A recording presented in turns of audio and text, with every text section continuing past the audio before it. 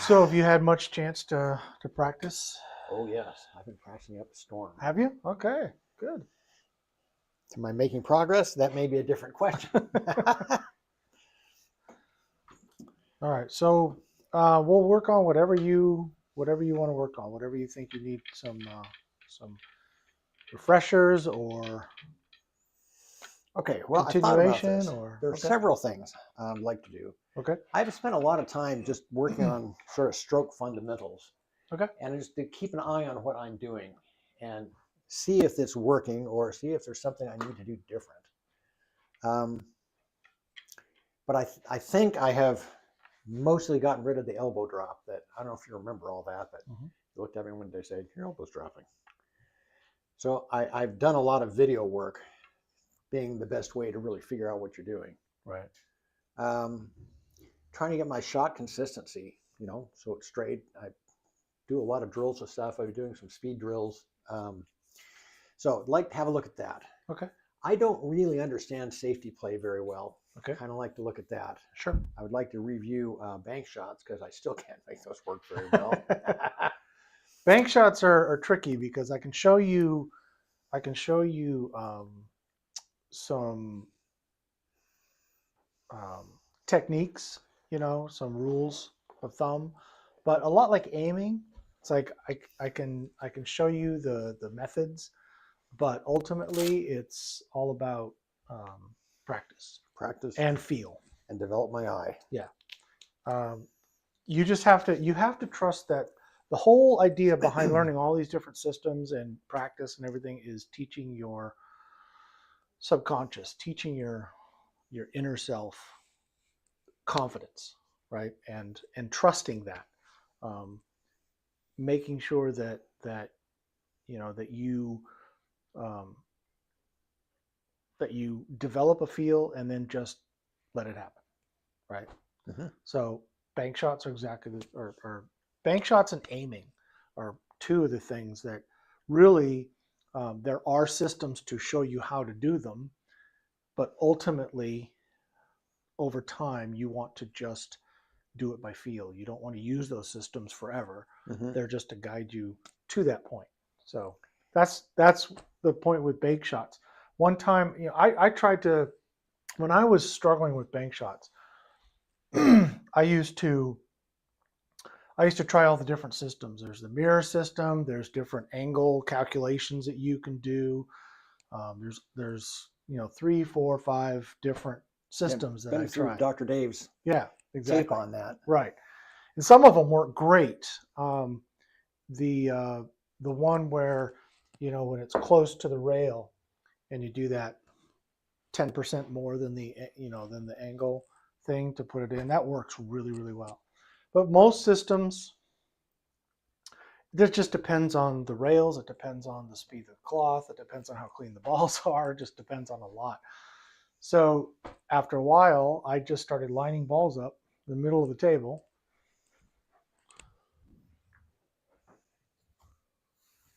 and then took ball in hand and just started potting balls from different angles to just start getting used to. Just get the feel of it. Exactly. And just, I would say, when it comes to, I mean, we'll go over banks a little bit, but I would say when you're ready to practice and put this into use, line up some balls and just start hitting bank shots.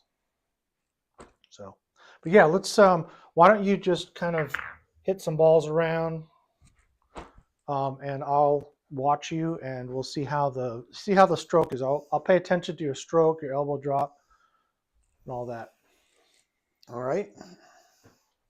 That's the other thing is I have been trying to get away from my half ball degree aiming system to just eyeballing where it's supposed to be. Okay.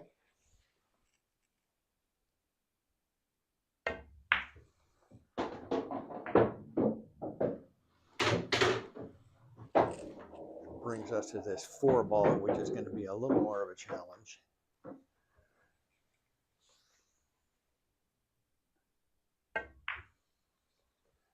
Not quite enough cut. See, this would be an awkward shot for me. I guess that's the best you can do with those. As long as you have one foot on the ground, you're good.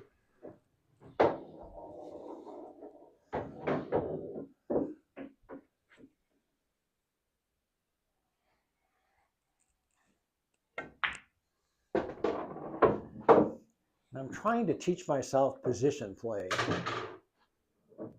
All right, well, I screwed up my position. I can't get to a solid from here other than the 2-ball, which I don't think I can pocket from there. Or you could just try that 12-ball bank. Oh, well, all right, let's do that.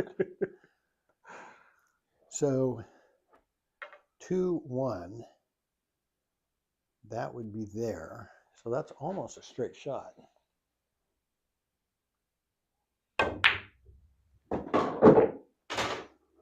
Okay. See? And you didn't think about it too much. You just did it. I'm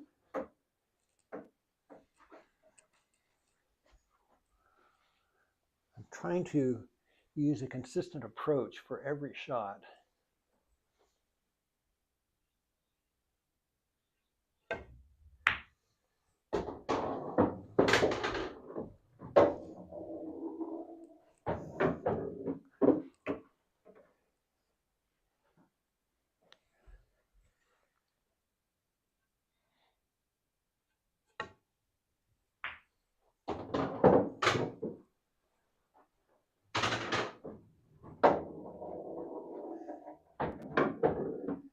All right, this has very little chance of going in.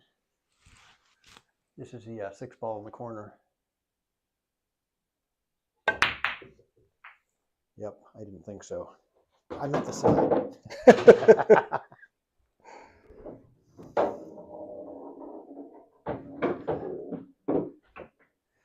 Okay, that will work.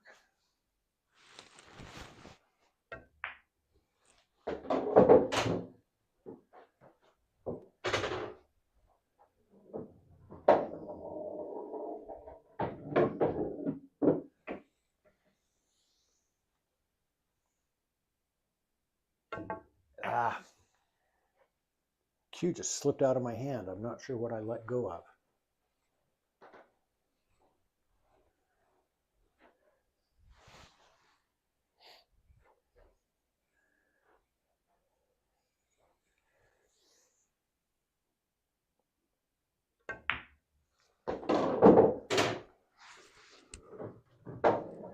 Okay, so if I want to put that in, get shape on that, I would want a little right English to pop it out that way and not too much velocity.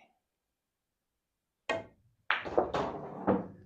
not enough velocity.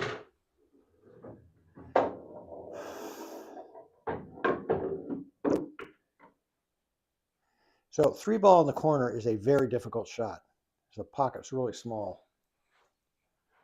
These pockets aren't that small. They're about a little over 4.5 Why inches. not? In the sense of the angle, it's Oh, sure. from here it's smaller than it would be from here, relatively speaking.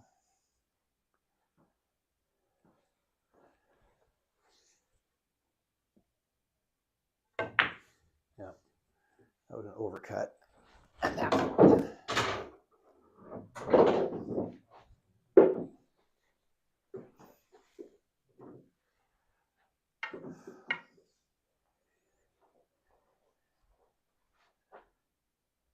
See, how would I want to approach that?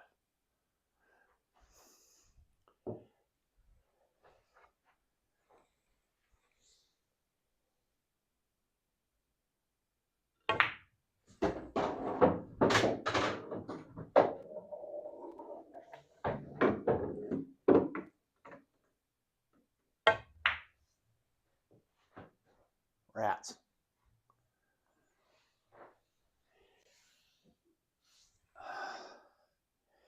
To get position the 10 to go to that corner, I need this to come back that way.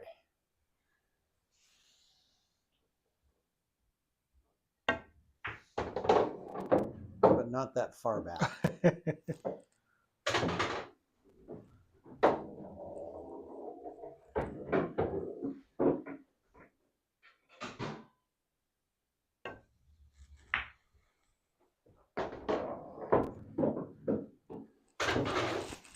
Need that to come back there to get to that.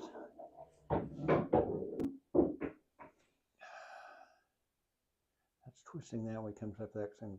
Okay, I think that's right.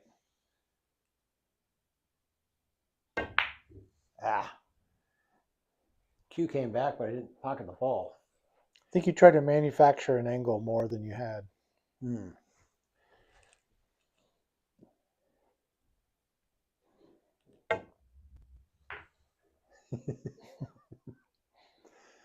There must have been a way to make that go in. There's always a way to make it go in. Yep.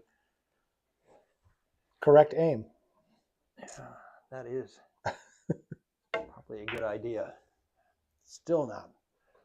Undercut.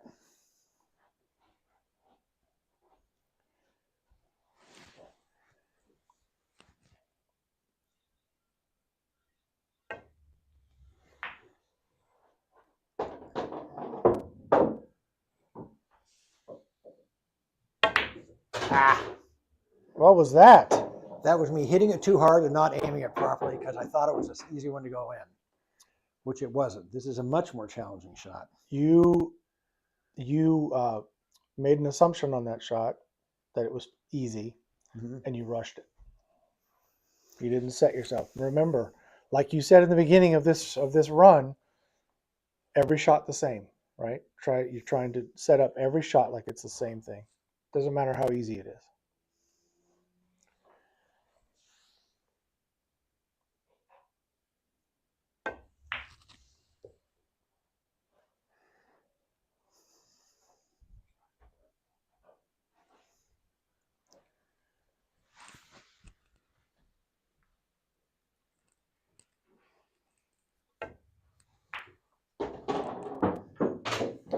Well, the good news is you're not dropping your elbow a little bit, but everybody drops their elbow a little bit. I mean, when we're talking about elbow drop, what we don't want to see is this. Right. Right. This is okay. Mm-hmm. I mean, it's natural. Your arm only goes so far, so it's natural to kind of drop your elbow a little bit. But your grip seems pretty good. Your shots are really nice and controlled. I like that. I think that you could. Your stroke is relatively soft and it's smooth, but it seems a little bit hesitant, right? Okay. So And hesitant in what part of the stroke? it's hard to quantify that. It's more in just in the way that you deliver. It's they call it timing, but basically, maybe I can demo. Let's see.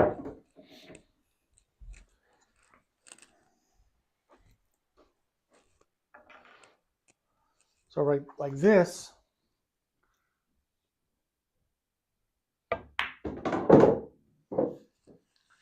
That's a pretty confident stroke. It's, no hesitation. Timing is all about the speed of your cue. At the beginning, you start to accelerate, you hit the ball, and then you decelerate. Mm-hmm.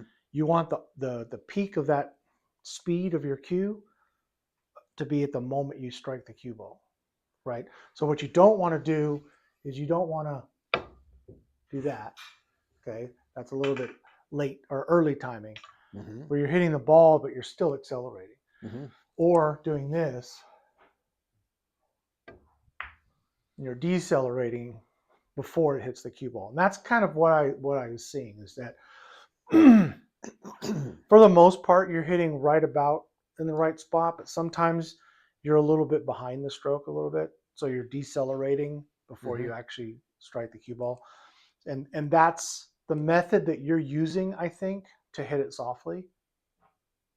Huh. Does that make sense? Like, yeah. So then maybe if I shorten my stroke instead of hitting it softly from there, hit it softly from there, maybe that would be better. right.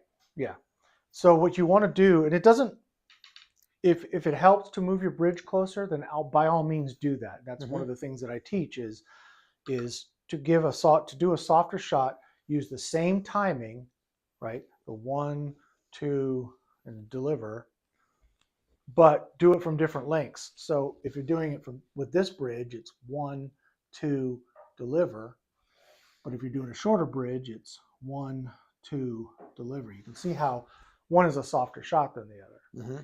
But that doesn't mean you have to put your bridge up close. It just means the length of your stroke. Shorten the stroke, right? Not necessarily So a bridge, but I can use a bridge like this and use a short stroke like that. See that? Mm-hmm. A nice soft shot. But what I'm trying to do always is the proper timing where the apex of my stroke, the moment that is no longer decelerating or accelerating or decelerating, Mm-hmm. is the moment I strike the cue ball. And that goes for soft shots or hard shots. Does that make sense? Yes.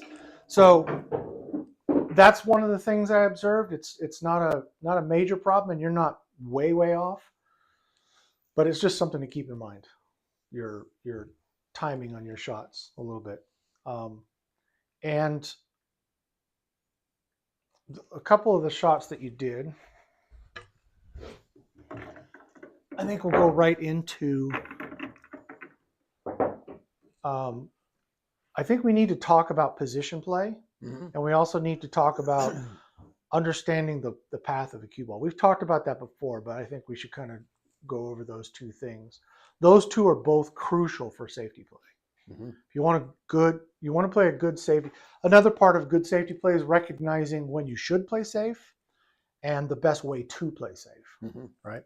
So those four things, but the first two are understanding where the cue ball wants to go, where it's naturally going to roll. And then, of course, you can manipulate that a little bit with some spin, some speed, draw, follow, all that kind of stuff. And then the other is, what was it I said? Understanding where the ball wants to go. And then you also want to work on your position play. So patterns. For example, one of the last shots you had was an 8-ball here. I think you had something like this. And your plan, maybe this is more about right there. So your plan on this one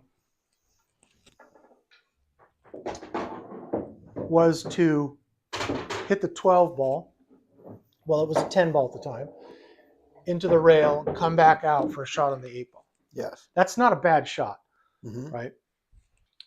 And what you're trying to do is you're trying to find your zone, right? The position zone. So in this case, for the 8-ball, straight in would be great because it's the final ball. So, and then you've got kind of a cone behind it, right? Yep, a wedge, as it were. Exactly. So when I'm making this 12 ball and I come up and let's say I put a little bit of right-hand English on it accidentally, and it starts coming out this way a little bit. You can see that from about there to there is where my wedge is where my cone is, right? Mm-hmm. It's a very, very small target. Better would be to be up here where you have a larger target, right? Mm-hmm. So now you're got about 1 foot of space where you can feel comfortable. I mean, you practice enough, you can make the 8-ball from here. You can even make it from here. But what you're really trying for, your goal, is to try to be as straight as possible. So you want to stay in that zone. What if your path, instead of this way, was somehow coming along this way? And that can be accomplished by, instead of going up to the rail, we put a little bit of right and a little bit of draw on it.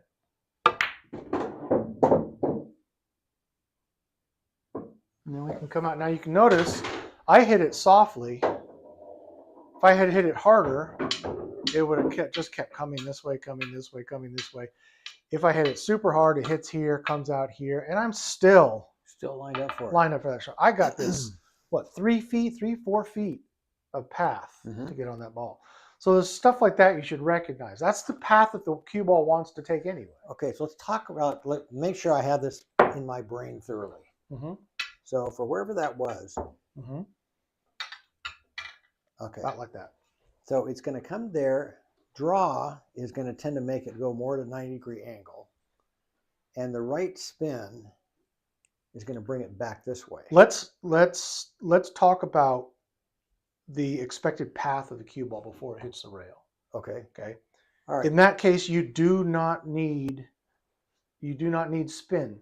Spin has nothing to do with anything until it hits a rail, Right. right? The spin is what kind of kicks it out that way. So So, what we're going to do is we're going to talk about a couple of things. One of them, when you have approximately a half ball hit, which this is your target right here, Mhm. you can see that that's a half ball hit, Mhm. right? Because that's 30 degrees from the direction of the cue ball to the direction of the object ball. It's about 30 degrees.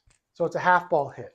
For a half ball hit, you can actually put the peace sign up. right. Now, for the peace sign, the inside line is the path of the cue ball. And you Mhm. put that right on the 5, right? Right. And that But you have to dictates- be behind the cue ball because this is the line from this line right here. That line is what you're lining this finger up to. Right. Okay. And then this line is going to tell you if you put the V right at the 5 ball, this line is telling you where it's going to go on the rail, Mhm. which should be right about there. Yep. You understand that, right? Yes. Okay. 30-degree rule. Exactly. So what that is also is it's the 3 times the angle. So what we can also do is we can say, well, I'm shooting here into this pocket. Mhm. My aim line is here, so I'm aimed at this part of the diamond right there. Mhm. Okay. So I take this distance and I multiply it by 3. So that's 1, 2, 3. So this diamond right here is approximately where the cue ball should head. Mhm.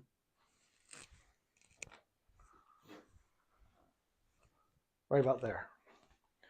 So, and if you do your 30-degree rule, your peace sign, and do that, you can see that your finger points right to that chalk. Yep. See that? And then we can prove it just by shooting it nice and easy. So they're not hard and fast rules. They're just kind of guides to get you to understand the path that the cue ball wants to take. So that first part, understanding that's the first part of this. The other part is, what can I do with that? Well, since it's coming straight here, we know it's going to go straight back up. And this distance, I'm confident enough that I could probably Just bring bounce it down and come back up to about the 3rd diamond, Mhm. which is straight in line with the 8 ball. I'm not even worried about the path. I'm not even worried about the 8 ball. What I'm worried about is enough speed to get to the 3rd diamond. That's all I want. If I'm a little over here, I'm a little over here, that's okay. I just know it's going to come down towards this chalk, which means it's going to come pretty much straight back up. Okay, So I so- might go ahead and do that. So in this circumstance, just the right amount of speed is all you need. Mm-hmm. Now, when you hit the ball before, you had right English and draw. Exactly. So what if we're playing a game of 8 ball and you've got this sitting right on the rail there, right? All right, so now you've got to get away from that ball. Exactly. So Draw will change that from 30 more towards 90 by the 90-degree rule. well, the 90-degree rule is for what? What is that ball doing when it hits this ball? Yeah, it's basically it's not spinning, or it's not rolling. There's no forward roll. It's a stun shot, right? stun It's shot. not rolling forward or backwards. Right. So that's the 90-degree tangent rule, right? So if you do a stun shot into that, it'll come here, it'll come there, and it'll probably head out to the table that way. Mhm. What we really want to do is, instead of it coming out this way, I want to correct that a little bit so that I have a straighter shot on the 8. That's Okay. why I put the So that's right a little hand bit of English right on English. it. Right. Okay. Putting draw on it. So using stun with the right hand English will kind of make it come around the angles, and it would come around here probably to the middle of the table. 40, because it comes about 45 degrees this way, it's going to end up in the middle of the table, Mhm. going right through the middle. We want to kind of tighten that up a little bit. We don't want to scratch, but we want to tighten that up a little bit. So in order to do that, not only do I put the right hand spin on it, but I also put a little bit of draw on it to kind of open up this angle a little bit, Mhm. right? And that's what I did there. I wasn't fighting what the cue ball naturally wants to do. I'm adding to it, Mm-hmm. right? I'm not putting reverse spin on it. You know, if I do something like this and put some reverse spin, make the cue ball hold up or even come back in this direction, then you're kind of fighting what it naturally wants to do, which is to go off in this direction. It slows the cue ball down, right? So you can see how the cue ball slows down. Mm-hmm. If I do the same shot, same speed with running English, it naturally wants to go that way, and it just keeps going and going and going, right? So something like this with running English, which helps it along the rails, you don't need a lot of speed. You notice I didn't hit it super hard, and it came around and got back behind the 8-ball. Mm-hmm. So that's an example of knowing, number one, knowing what the cue ball wants to do, helping it along that path, and if you alter it, try to go with it instead of against it. Yeah. So don't fight it. Exactly. Encourage And it. understanding your zones for your next shot. Mhm. In this case, it's just the next shot is just the 8-ball. But what if the 2-ball was your next shot, right?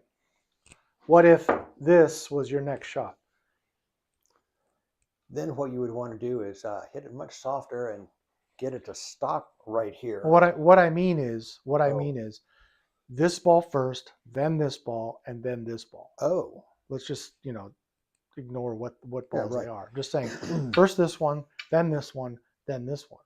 Now you don't want to be over here because it's going to be going straight towards the 2-ball, and you need to be in an area either here or here Mhm. to be able to shoot it into a pocket, right?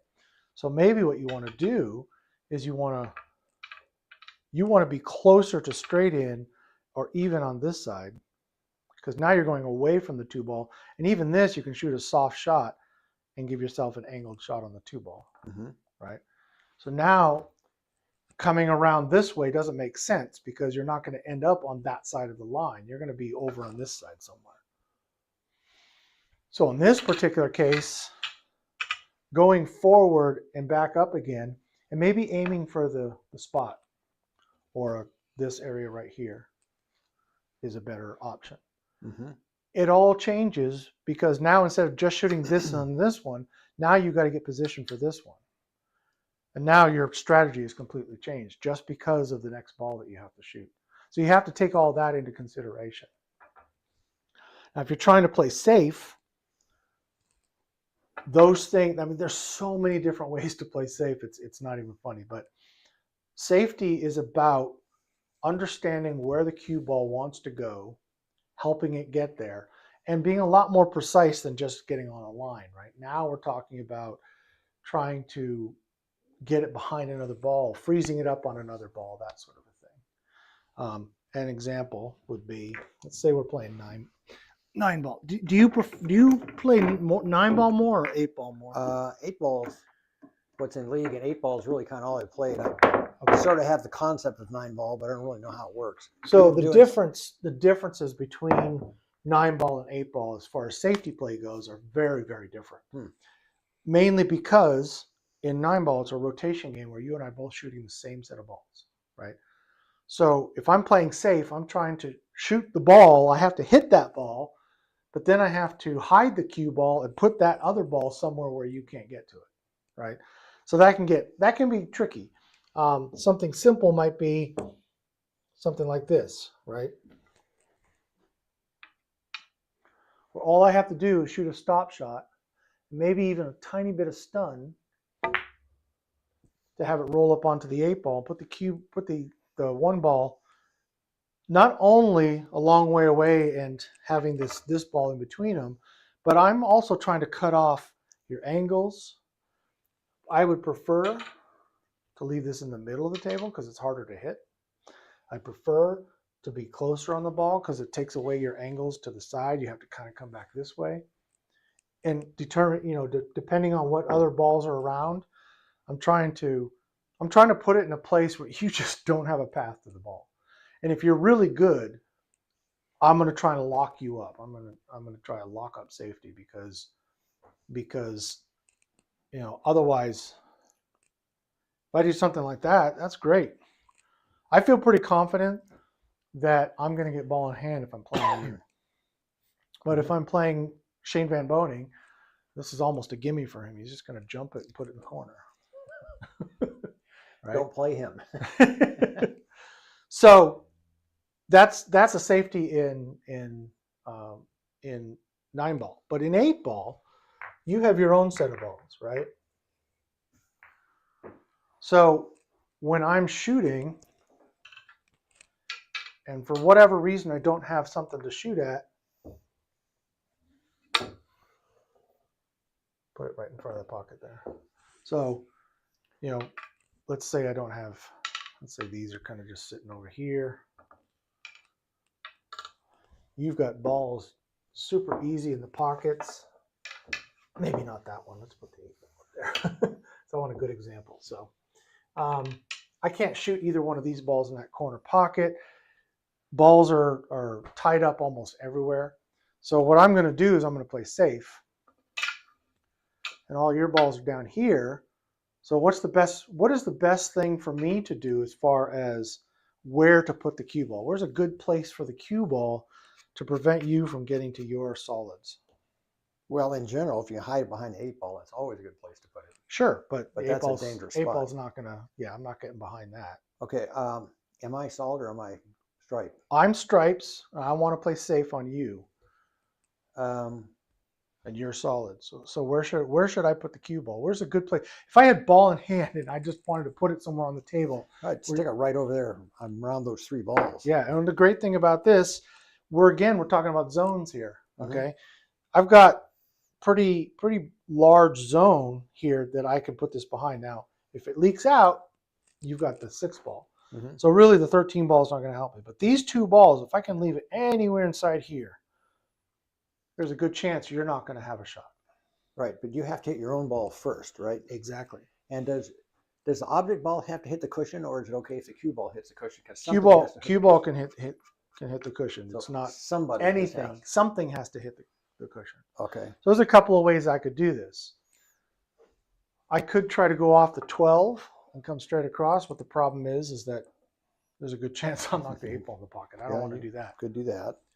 So what if I came off of the 10-ball and brought it over here? Okay. Now there's 2 ways to go off the 10-ball to go in the direction I need, which is approximately here.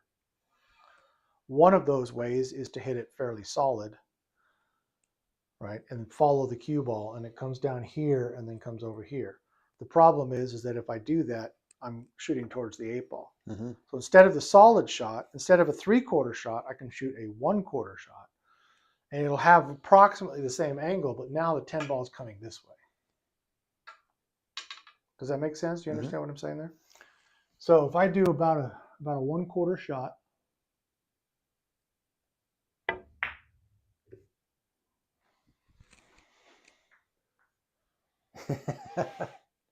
yeah. and that's a safety, right? It's even easier if you have something, something like this.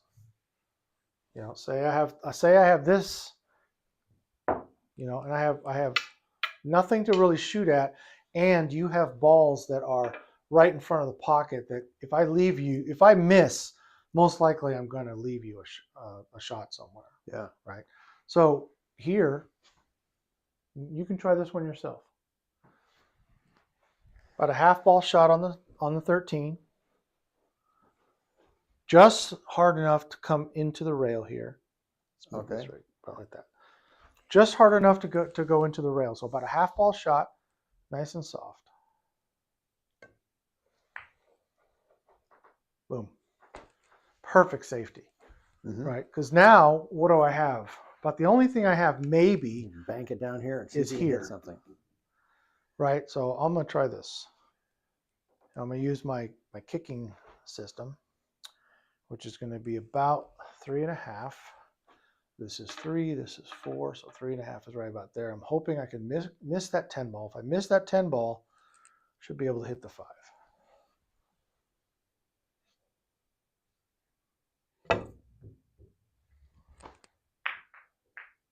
Nice shot. But you didn't really give me anything to shoot at. All I was going for was a good hit. So you really have control still. right? And now you can shoot this in here, roll it up for the 13. The 5 ball is now out of the way, so these two can be made down here. Really, the only problem that you have is your 10 ball. So you should always be thinking, if I can't run out the table, then I need to figure out how to play safe, and I need to do it early. Ooh. So you don't run as much as you can and then play safe. No. Because let's say I do that. Let's say that I do run the table. Well, you got nothing to hide with. I have nothing to hide. I still have something to hide with.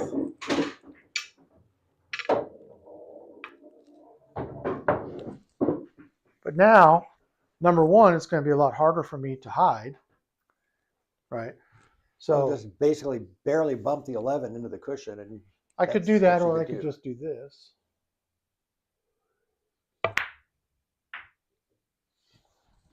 Well, that works pretty well too, as a matter of fact. Yeah, you got to be able to see in your mind what the result you're looking for is, and how hard would it be to get to that. Mhm. That was fairly easy. Knowing the 11 could come down here and either make the 3 or knock it out of the way. I mean, I could try to do this. Now, this position, I might do something like this. Because now I put the 11 in front of the pocket, and now I feel really confident. I've got you glued to the 9, right? So really, the only thing you can do is go down this way and hope you Exactly. get something. So I have a system for that. It's the what do they call that? The 2-rail kick. I think it's the 2-rail kick system. So these two are 4 diamonds apart approximately, because I'm going to be shooting on this line. So this is the diamond count. And it's 1, 2, 3, 4. 4. And this counts as 1, 2, 3, 4. So I shoot into that with high left, medium speed.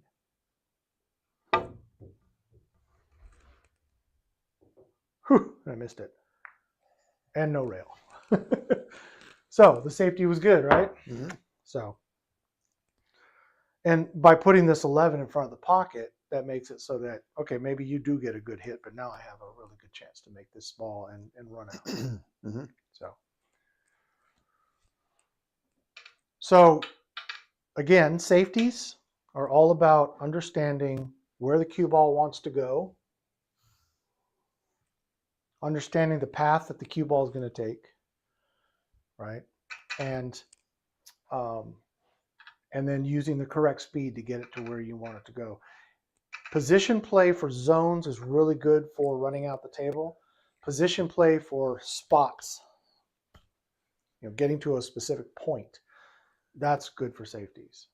There are zones, very common. You'll see something like this. You'll see something where, let's say we're playing 9 ball. So let's get rid of that. And I've got the 1 ball like right there. A couple balls sitting here.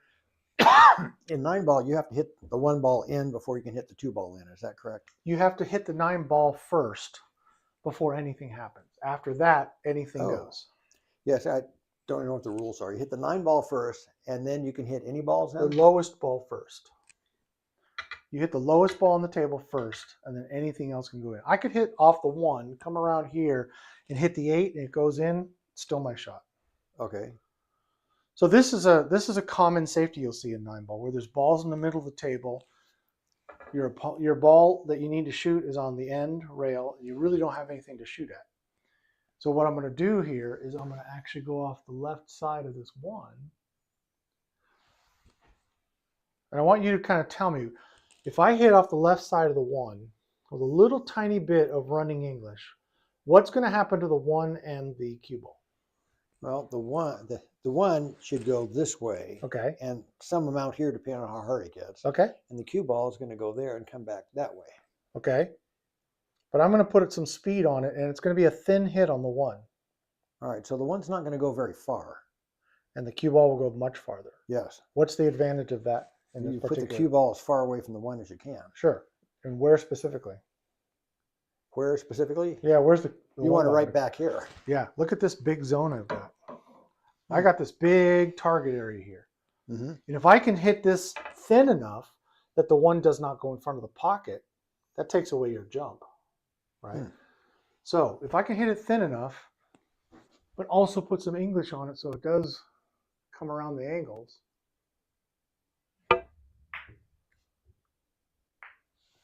Okay, that was not a successful safety because you have a shot. Got a real nice shot there, matter of fact. Yeah.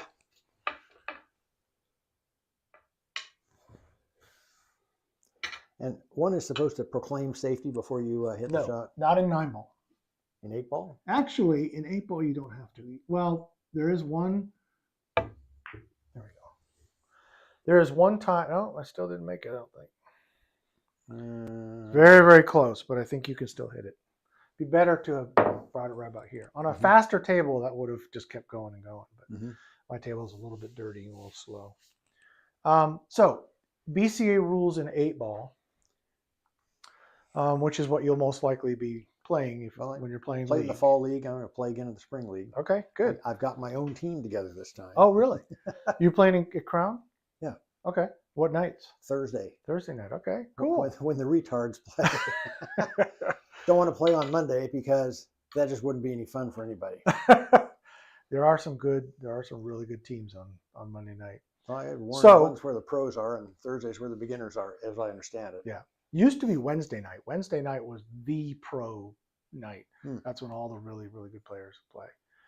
But Thursday night has always been the let's get drunk and maybe play some pool nights. So well, right now that's a level of competition I can deal with. Well, you're looking good so far. So I think you're on the right track, and I'm trying to be. You'll do better than you think. Yeah, I'm trying to be a student of the game. I'm trying to learn and pay attention, watch other people. Sure. It is kind of funny though. You sit there and watch other people playing at Crown, and it's all I could do not to say, "Yo, no." Yeah. You need to get your stance right. This is just wrong. People don't like to be corrected much, I don't think. All right, here is a safety that you can play. A lot of times you look at something like this and you're thinking, maybe I can make something happen. But you'll notice that I'm at a slight angle going towards this rail. So I'm not going to have any momentum in this direction unless I force it to come off this rail. And trying to do that, I got to put a lot of speed on this and cheat the pocket, right? In order to really come out here and get down table to shoot something. I might be able to cheat the pocket on this side, come back fairly straight, and get a shot on the 10. Right? But if I'm not confident with that sort of stroke, that sort of shot, or I think maybe I'm going to do a draw and it's going to come here, and there's a good chance I might get behind the 2. I don't really have anything to shoot for down on this side. Even if I get on the 13, I have nothing to shoot because this ball's blocking the pocket. So what do? I can play safe. So I want you to look at this and see if you can tell me what the safety is. All right, so if I could just gently hit this right here so it came up and just kissed and froze on the back of that ball, that would be a tough spot to get out of. It would. But if you have to remember, you have to hit a ball first, then you have to hit a rail. So hitting a rail and then the ball and not hitting a rail after that, that's a foul. So I was trying to figure out there was some rule about how to go. So you got to hit a ball. You have to legally hit a ball, which means your ball. My ball. And then you have to hit a rail. Okay. Or put a ball in the pocket. Right. All right, so let's think about this. So I've got to hit a ball and a rail. If I could hit that with the right angle and bring the cue ball over and hide it behind the 8-ball, that would be a perfect spot. Ooh, that would be nice, wouldn't it? Now, how do I get there is the question. Let's see here. Hitting that straight is going to follow, so I need to hit it with a little bit of angle. That's not going to get the 10 ball in. but I'm 9 trying ball. to play safe. It doesn't matter. If you hit the 10 ball with 9 ball. Yeah, 9 ball. I'm sorry. It's all right. Whatever that thing in front of me, that 9 ball. Okay, we hit the 9 ball. If we just hit it as I'm trying to get it in, it'd come off and then it would come back here, which is exactly the wrong place to put it. If you were to put draw but if you put follow, what happens? Where does the cue ball want to go if you make the 9 ball and put follow on it? It's going to want to come up to this rail and bouncing back to the 8 ball. Bingo. That is the one time that you need to make sure your opponent hears you call a safety. Because I'm not going to take the next shot. You're not going to take the next shot. You're calling a safety. Now, BCA, you know that the only balls that count for you are the ones that you make. Yes. If you make a safety, that one doesn't count. Oh, So you call a that comes out safety, with above. you make the ball, that ball comes up, Mhm. right? But it's the end of your turn, it's your opponent's shot. So it's kind of a sacrifice, Right. but If you win, then if it means that you're going to win the game and you're going to get ball in hand, Yeah. most likely. and you'll get the ball back. Yeah. So yes, make the ball and follow it with just enough speed to come up here and just nestle right behind the 8. Here is a good safety. Mm-hmm. Here is the best safety. Let's see if you can do that. Nope, not hard enough. Remember, this is going in the pocket, so it doesn't matter how hard you hit the ball into the pocket. This is all about controlling cue ball speed.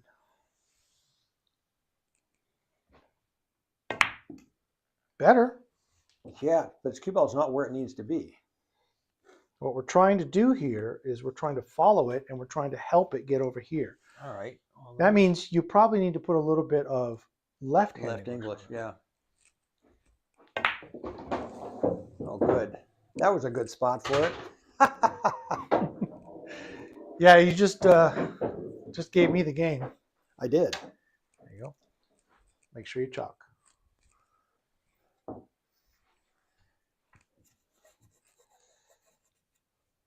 Okay, so we're close to the pocket.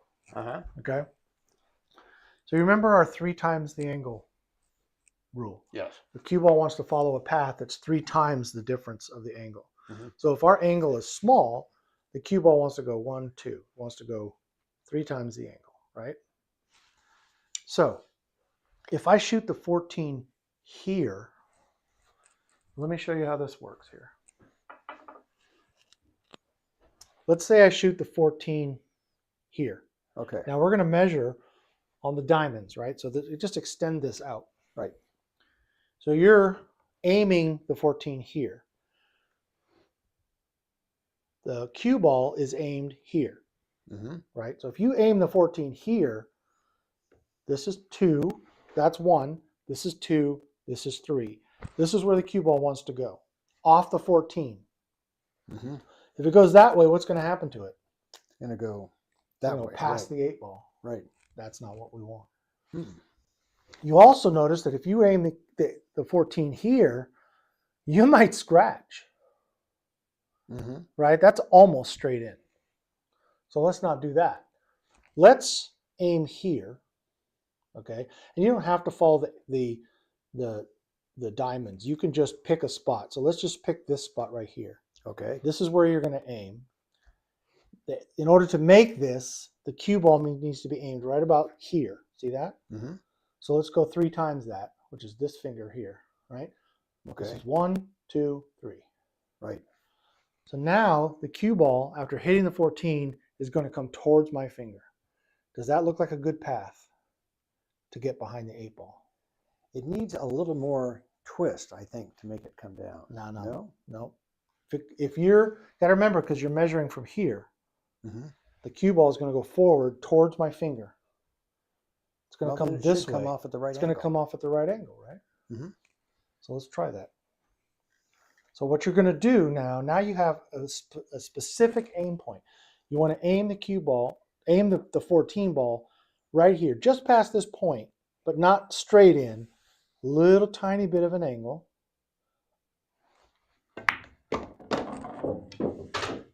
Make sure you hit with some follow. And because you're as close to the ball as you are, Yeah, it's a stun shot if you don't have some follow. You need to hit high on the ball, and I want you to put a little bit of left as well. Remember, whenever you're not hitting the cue ball in the center, make sure you chalk. Okay, remember, this is what our aim looks like. This is where you want the 9 ball to go on this path. Okay. Okay. So right now it's going to come about this way. This is too much of an angle. You want to aim right here. You should be on this aim line. That aim line. Okay, because that looks straight in from here. It does, I know. Now you want to apply a little bit of, make sure, so you've got the follow, make sure you put on some left. It's better. Let me show you what it looks like.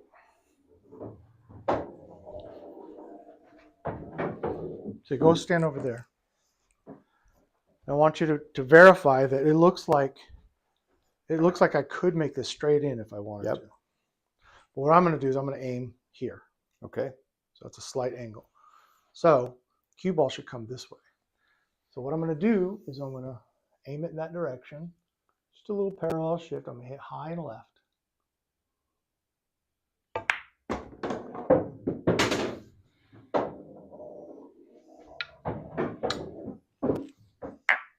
Do it one more time. Same shot. This is straight in, so I'm going to shoot it about there. This time I'm not even going to put left on it. I'm just going to hit it high.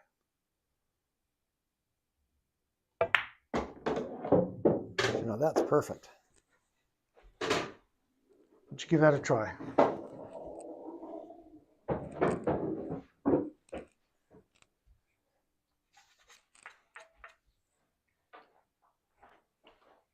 So this is like a micro adjustment when you're driving, right? You don't really, you're drifting to the left of the lane. You don't overcompensate, right? We're not trying to hit a lot of cut. I want you to think more in terms of, I want to aim this ball as straight as possible, but I just want a hint of a cut to the left. So instead of straight, just a hint of a cut to the left. Okay. Okay. And other than that, just hit center and high. That's a lot of cut. Yeah. First, I want you to get down on it like you're hitting the 10 ball straight. That's straight. No, it's not. It's not. This is straight. There you go. That is straight. Huh. Okay. Okay. So now just give yourself a little tiny bit of an angle. So stand up a little bit. When you stand up, you bring your cue up too, to adjust. Oh. Okay. And then come back down on the line. So really what you want to do is you want to be aimed just slightly to the right of center of that 10 ball. Mm-hmm. There you go. Okay. Now just hit it with follow. Just now make it a little bit harder. You're still putting a little bit of right hand spin on this.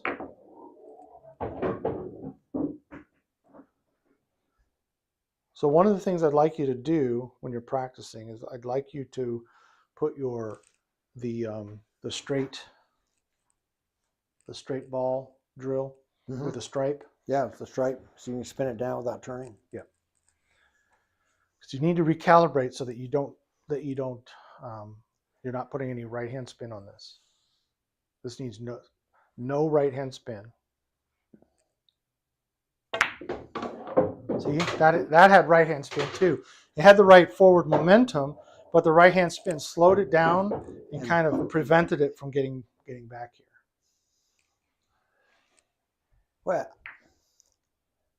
I'm not seeing myself putting the spin. I believe it's there. Mm-hmm. You can see when you Watch how the ball was spinning.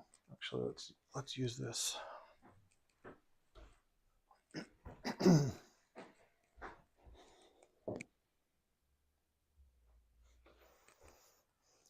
Now that's a pretty straight shot. Yeah. The thing is that this pocket is big enough that it doesn't matter if it's a straight shot in. We can make it straight. Okay. You just have to hit it a little bit to the left so that it hits the rail here. It was better. Better. But did you see the right hand spin on it?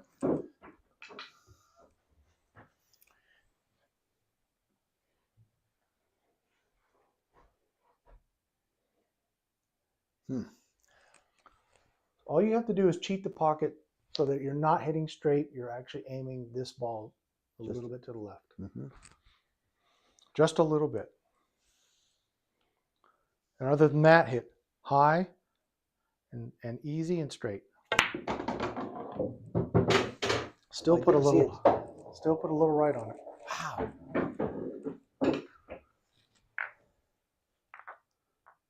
Well, no wonder I can't make anything go in because I'm using unplanned English. It's the worst kind of English. I bet it is.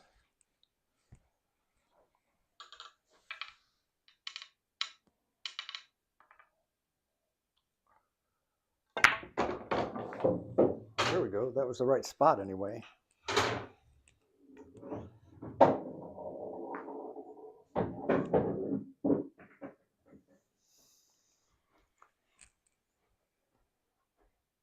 Let me actually put the stripe on the exact aim line that you want. Maybe that'll help you visualize it.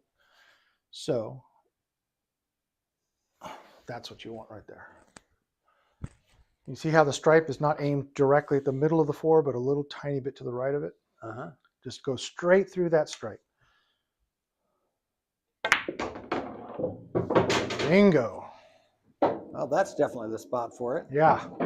Now you can see how that safety is so much better than this safety. Yep. With this safety, even though you've cut me off, I can still, You can get something down there. actually what I can do, what I'm going to do is I'm going to try and hide you behind the 3 ball. Nope. What I was trying to do is hit the 5 and then come back behind it. Mm-hmm. Let's try a couple more, and then I'll show you another common safety.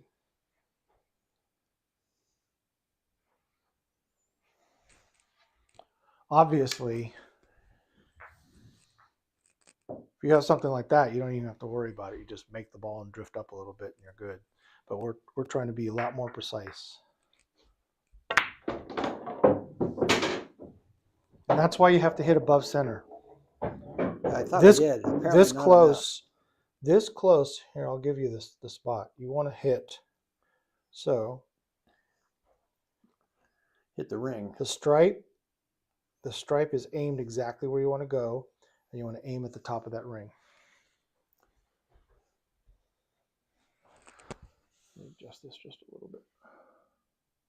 Okay, now get up and readjust. Up, up. When you get up, you always pick up your cue. It doesn't matter if it's like that. Just pick up your cue. Don't leave your cue on the table. Okay.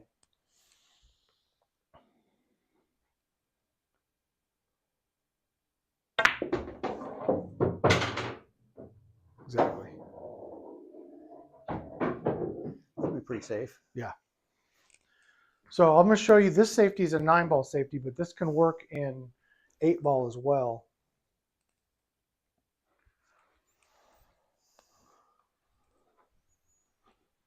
So one of the things I want to show you is a really cool concept. When you've got a ball close to the rail, and for whatever reason you want these 2 balls to come off at the same speed, about the same level, you're going to do a half ball hit.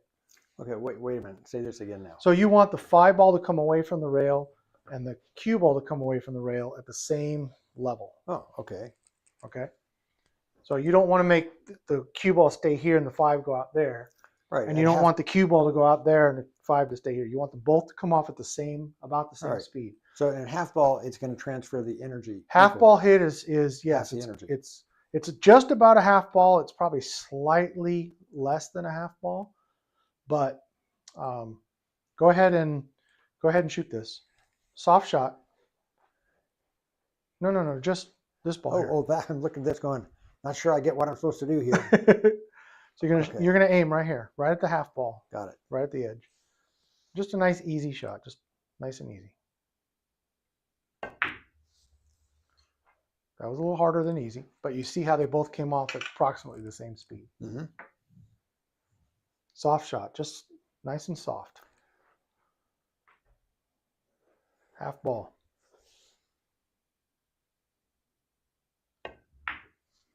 There you go. See that? same speed. And what's cool about this rule is it doesn't matter if you're aiming from here or if you're coming from over here. Half ball hit. So try it again. Nice and easy.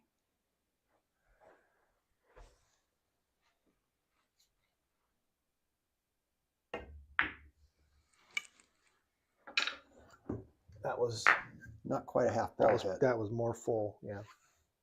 You want to make sure that you're aimed over here. And like I said, it's slightly more than half ball. So you want to aim about here. Okay. There you go. Now, the more farther down it is this way, the more this ball is going to come out, and the more you have to cut it in order to get that same effect. But it's pretty much the same thing. So if you're on the 9 ball and your opponent leaves you here, and your ball is here, what you would do is you would shoot a half ball hit, make the 9 ball go over to this rail, make the cue ball come over to this rail, and basically give him the same thing. And you're kind of trading those back and forth. Mm-hmm. But in this case, what we're trying to do is we're trying to get the cue ball to go where we want it to go.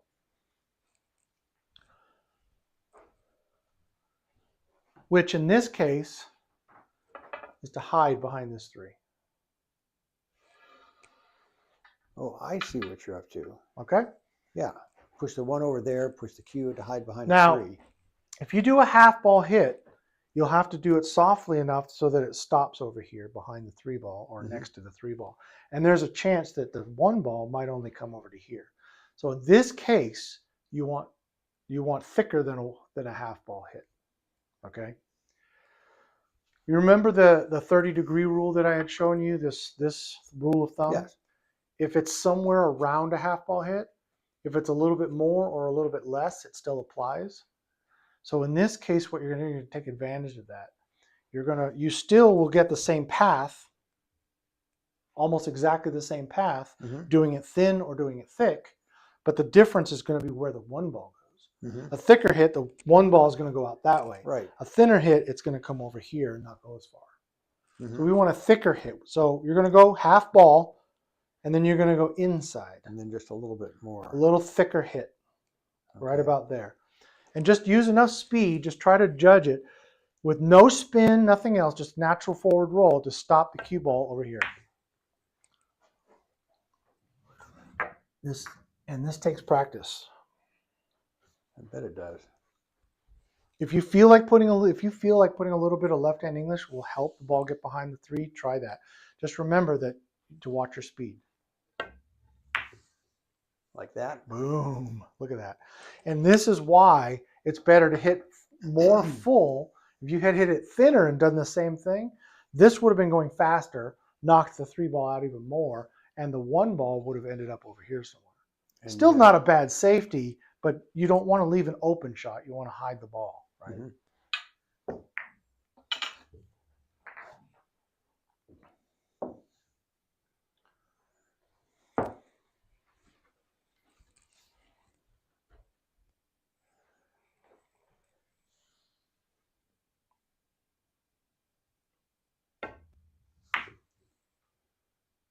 Ooh, look at that. You're going to become an expert at these. So that works in 8 ball too, right? The key is to just try to determine where your opponent's balls are. Right? Maybe your opponent has a few balls up there. So now you're not trying to hide the 1 ball. In fact, you might even be trying to manipulate it into a place that's, a little easier to shoot. So maybe in this case, you don't want to do a super thick hit. Maybe you want to do a thinner hit, right? But anywhere between, you have about a tip of a cue leeway either side of the half ball hit, that the cue ball will go pretty much the same direction. All right. So try a little bit thinner than you have been. Put a little tiny bit of left-hand English on it, but watch your speed.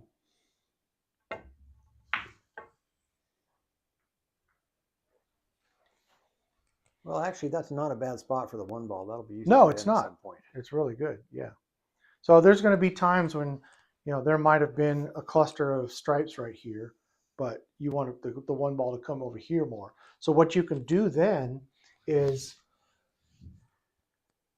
you can actually manipulate where that one ball is going, aim the one ball, and trust that you're going to get behind that three ball as long as it's close to a half ball hit, right? So try something a little softer but a little thinner.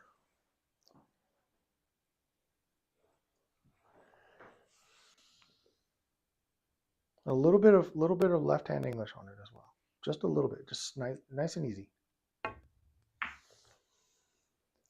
You see that? So you still got there, but now the one ball is in front of this corner pocket, and this cluster of stripes here doesn't even come into play. Now, that cluster of stripes there, I can probably just blast this into them and, hit something.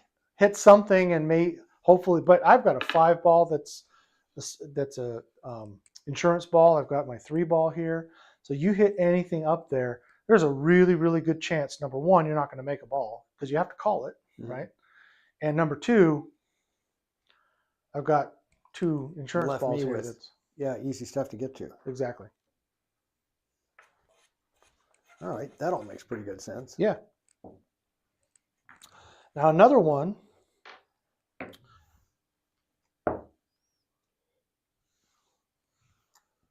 Let's say you've got something like this. These 2 balls. This is the end of the game, and you're solids.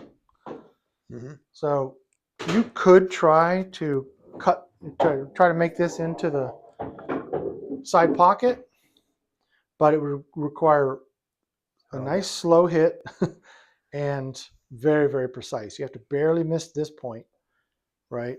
And have it trickle over this edge and drop in. That's a really tough shot. So I want you to think real quick, what is a potential safety that you could do here?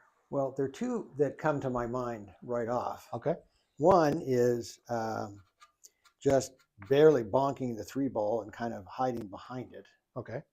The other thing is just coming right kind of in between these 2, knock that enough so it hits a cushion, but hopefully just leaves the cue right smack in between those 2 balls. That's not bad. That's not bad. So you do have a couple options. One of them is to actually hit the 3 over towards that corner pocket and try to glue the cue ball to the 1. If you have control of your draw, micro draw, right? This is just a tiny little draw shot. That's a great safety because not only do I not have a shot on here, but I can't even hit that ball. Yep. Right? Haven't thought about that option. That's a great one. Yeah, that's definitely an option. Another option is, like you were saying, a soft shot into this. As long as that 3 ball stays in front of this path. Now, again, I'm blocking. And just like you said, that's a very successful safety right there. Now, I suppose a real pro could hit the cue ball and roll it down the rail. I would take a masse shot. Because if I'm going this way, it wants to come off the rail and go out that way. So I'd have to masse it before it hits the rail. That's a very, very tough shot. Almost no pros. Mean? Masse is when you hit up high, so you're spinning the ball vertically, and as it's going down, it spins it. So let's say I had this right here. This is what you left me, and I wanted to hit the 11. I would hit it like this to curve it. That's a masse. I see. Well, very, very difficult to control. I bet. You'll almost never see it unless I have no other choice. So the other one, and it's really good for you to practice all of these. You can set the same thing up. Another one would be where I could hit the 1, and I don't really care if I hit your 11 or not.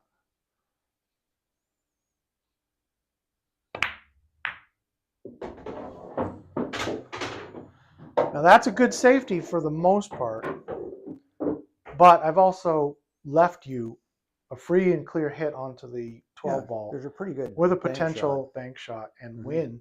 If you make that bank shot, you make the 8, you win the game, and I just gave it to you. Right. So safeties there's so many different safeties that you can do. The point of a safety is to make the table better for yourself and make the table harder for your opponent. Sometimes a good safety, believe it or not,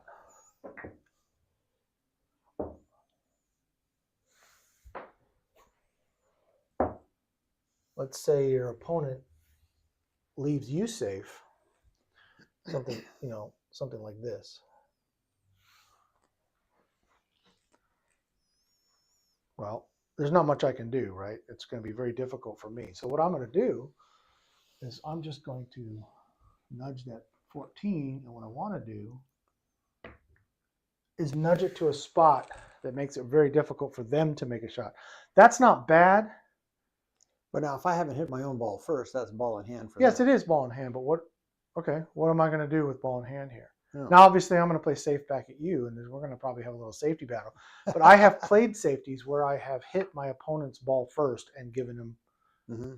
let's make this even better. Let's say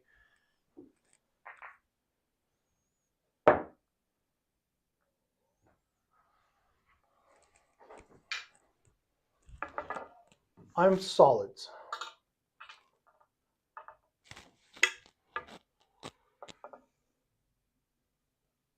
And let's not put it there. Let's put it down here. I'm solids, and this is my shot now. What do I do? Well, I don't like the fact, especially if this is really close, that almost anything I hit, if I don't run out right now, I'm going to leave you at some point a shot.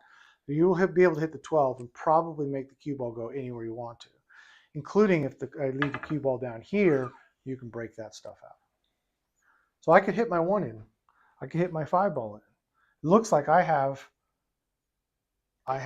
the advantage here. And in most cases, I might actually shoot the 1 in here and draw and try to break this stuff up, leaving myself a shot on the 5. Mm-hmm. But what if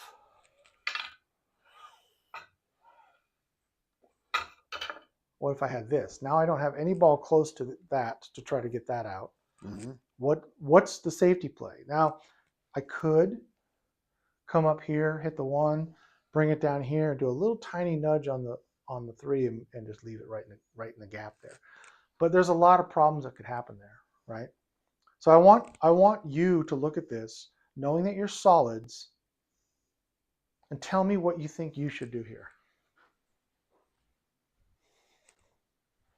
Well, if the 12 ball were in and you just had to go after, 14, and you had ball in hand, you still can't get to the ball. Wow, would you look at that? So what do you do? What's your shot? So my inclination would be put that one in, put that one in, put that one in, and then say, here's the ball. Good luck.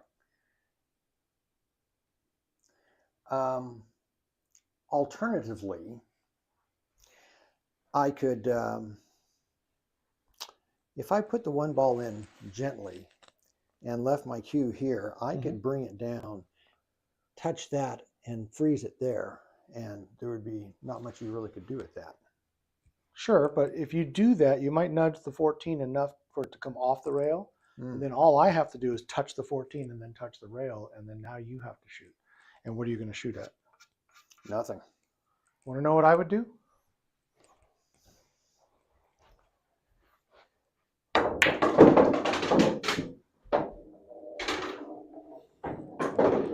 Didn't have to make the cue ball there, because either way it's a foul, right? Right. Your shot.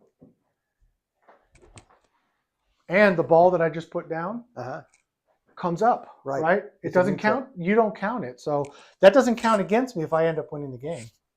So what exactly do you do in this situation? I guess the only thing I could reasonably do is try to get my 14 the heck out of there. So if I were to come around here and just sort of whack that cluster. Remember, though, that no matter what, I'm going to get ball in hand. Yes. So you've got to do something to try to free up the 14, but leave me with nothing that I can shoot at. Well, how about if I just kind of, Oh, that didn't do the job. Yeah, exactly. So in a situation like this, what would I do? Let me think about it for a second. I could do something like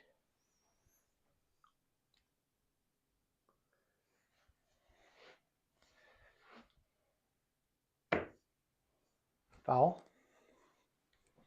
Now my 14 is exposed and the 8-ball's still tied up.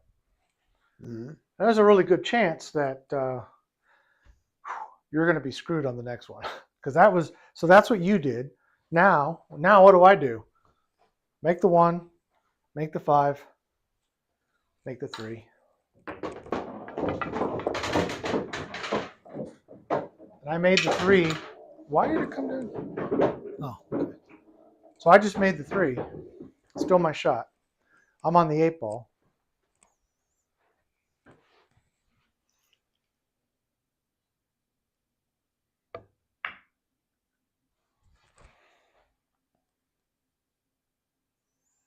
So I've got to bank off the end is the only thing I can do with that. Exactly. You got to kick it off the end, hit that ball, and hope that you either make it or don't leave me a shot on there.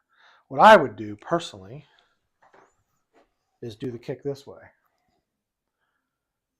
Try to hit on the outside of the 14. So the cue ball comes out and goes out this way. And now I have to bank it. So we're still playing a game of chess, right? The other thing is you need to be very much aware of is on a shot like this, before I get down to shoot this shot, you as my opponent should come over here and look at this. Look at the 14. Okay, so the 14 is frozen, Right, which means and you need to inform me that the 14 is frozen. Now, if I don't agree with you, if I think that there's a little tiny air gap there, then we call over somebody to make that determination. Let's just say that yes, it is frozen. Now, what do I have to do? Well, you got to hit something and then hit a cushion. Yes. So in that case, I'd probably do almost the same shot, but I'd make sure that the cue ball hit the cushion like that. And that's probably a better shot anyway, because I just took away this kick from you. I mean, you could try it with some right-hand English and a little bit of a masse. You might be able to make that ball. And if you did, you got the 8-ball and you win the game. Good job. Yeah. But most likely, you're going to have to kick down there and try to hit the ball and hope that you either play safe or somehow make that 14. That would be a nasty situation to be in. Yeah. So that right there is one example where actually making your opponent's ball and giving them ball in hand is not necessarily a good safety. It's a now you're giving them more balls to make, which means that they're going to make points. So you have to kind of weigh that, right? If they only need 2 more points in order to win the round, then he doesn't need to make the 8-ball. Then maybe you don't want to do that. Well, the one thing I've observed is if you lost every one of your 5 matches, 7-8, you'd have one of the higher scores. I mean, from what I've looked at the guys averaging, 30s are the high end Thursday guys are in the 30s, a couple of guys in the 40s. Really? Yeah. What are they on Mondays? I am a 54, 55. Yeah. Why don't you come on Thursday and you can beat everybody? Because I don't want to play like that. I want to play with people my speed because it's more of a challenge. No, I understand that. I'm just kind of kidding. I understand. It's like, yeah. Let's see. Aurora always takes a picture of the final standings. Every night we play, she takes a picture of the. Oops, not this one. This one. So this is a match that we just recently played. I am a 52. Oscar is a 56, and we had a sub who was a 30. I shot a 65. He shot a 57. And he's my speed. Where'd you get that guy? Our teammate Robbie, who's a 48, was not feeling good, so he couldn't come play with us. So we had to just ask somebody. We asked Anthony. He's a brand new player. In fact, he just signed up for a lesson from me in February. So, Well, I'm trying to get my friend Doug, who's going to be part of my team. He's a funny guy. He's got a great instinct for angles. His fundamentals absolutely suck. Really? Well, you'll see him go like this. Oh. Oh, and then dip his shoulder because the cue ends up here. Well, now you know what to tell him, right? Yeah, I have. And I videoed it, and he goes, "Oh, look at that." Well, Nice. aren't you supposed to have it perfectly level? Well, you are, except the thing's here. It can't be level and good over the cushion. So if you're hitting it straight, it's going to run into the table Mhm. at the end of your stroke. It's like, huh, I guess you're right. Anyway. And that's a good thing. In fact, if you had everything perfectly level, and you don't drop your elbow, you're going to hit it anyway. It's going to dip. Yeah. Has to. Yep. Anyway.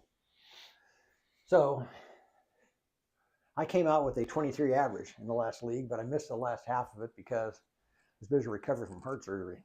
Yeah. Which, as it turns out, the weirdest thing about that whole operation, the only thing that hurt is my sternum.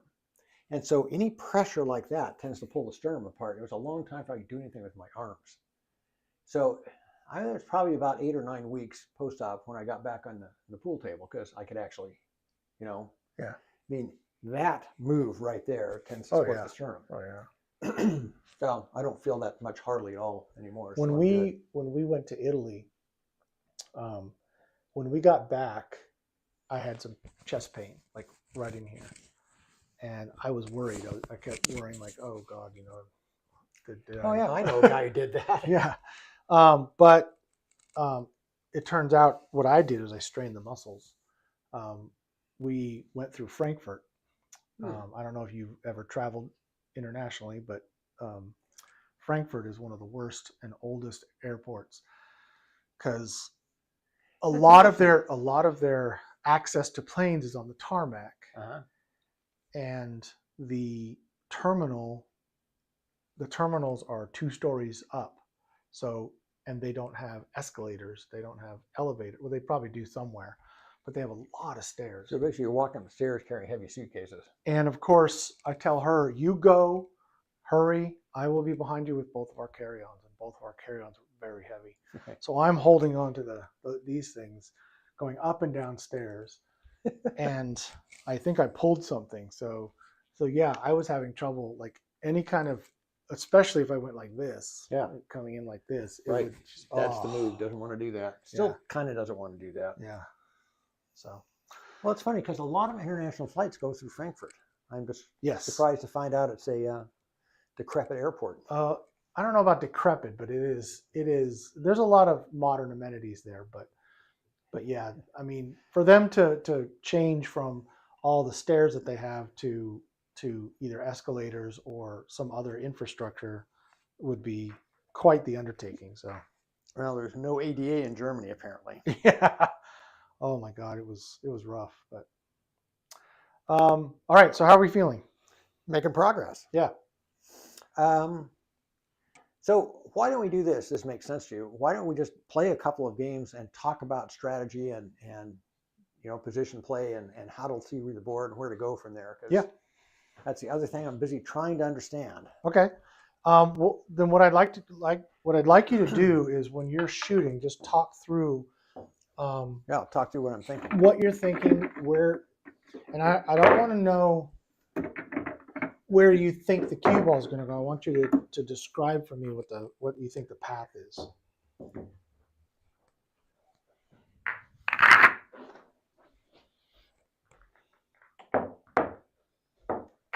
I'll show you a little trick for racking, so you can impress all of your friends. It's really easy, and this is how they rack the balls in the Ultimate Pool. I don't know if you ever watched it, but Ultimate Pool is starting to become really big, and they play it in Europe with the red and the yellow balls. And we play it here with these balls, but they always rack in exactly the same way. And basically, it goes solid, stripe and the solid that way. Then you alternate the stripe and the solid. Then you put this stripe and solid the same way as those two. So what ends up happening is you've got a stripe, solid stripe. And then this, and then these. So there's always a stripe check mark. See that? Yep. Always. The way that I do that rack, take 5 stripes, super easy, 4 solids, the other 2 stripes in the 8 ball, and then 3 solids. Take out the head ball, slide those up, then swap those 2. That's it. Huh. Yep. That's pretty slick. And you get your alternating stripes and solids, you get your check mark. Well, I always rack them with the check mark, which I learned from you, but that's kind of a slick trick for how to do it. It's so much faster. Unless you're using a template rack. You're using a template rack, then you just put them on there the right way. Yeah, I got one. Do you feel comfortable breaking, or do you want me to break? I'm happy to break. I'm not very good at it. You can go ahead and use, oops, you can use this. But I am slightly getting better at it because I learned that, Here, I'll take that. I'll take that. you know, to hit it, you kind of push through it. At least that's what I've been doing. I put the ball slightly off center and about that far away. That's what my spot is for. Oh, the spot's not right in the middle? Nope. I Okay. put this spot here because that's where I like to break from, and I actually do a rail bridge, and it gives me a perfect break every time. Well, that's what I've been doing, is rail bridging like this. Mm-hmm. So line it up. Smooth stroke, follow through. Good. Which is not a great break. Is there something I could do to make that work better? You'll notice that the cue ball went off to the side. Uh-huh. You're going to get a much better result with a template. And if you don't have one, I don't know if we've ever. I can't No, remember if we. I have one. I bought one after using that. Oh, that's right. Okay. Can I use that in league play? Yes. Then I probably should. The only rule is that if you do use it, you have to make it available to your opponents. So Oh. you need to allow them to use it if they don't have their own. Well, why not? Yeah. You know, as I always tell people, I'm not actually in this to win the tournament. I'm in this to get better. And a little competition is good for that.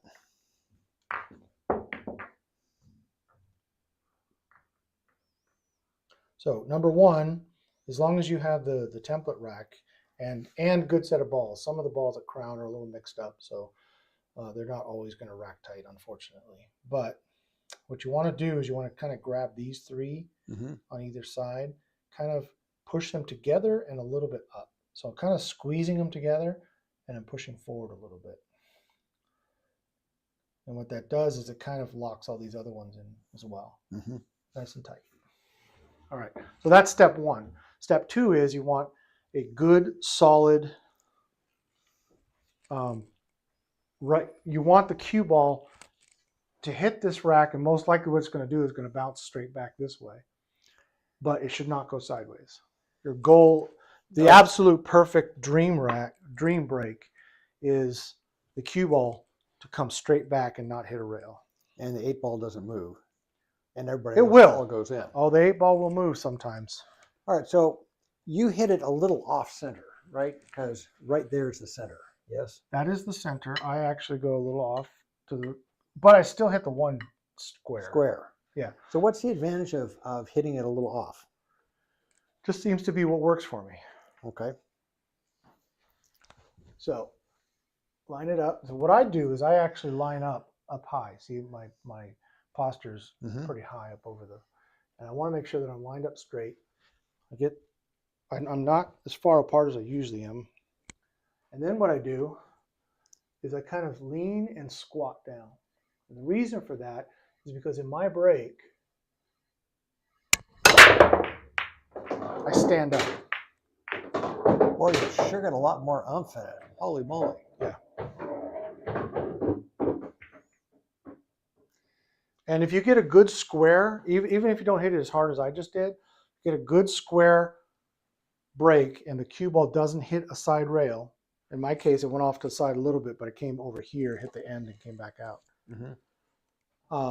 Then one of the two second balls, this one or this one, should go into the side, very Mhm. close to the side. And also you'll usually get a ball in this pocket or very close to it. Hmm. All right, so you can go ahead and take, I broke for you, so you go ahead and take the first shot. All right. So, So- as I look at the table, Mm-hmm.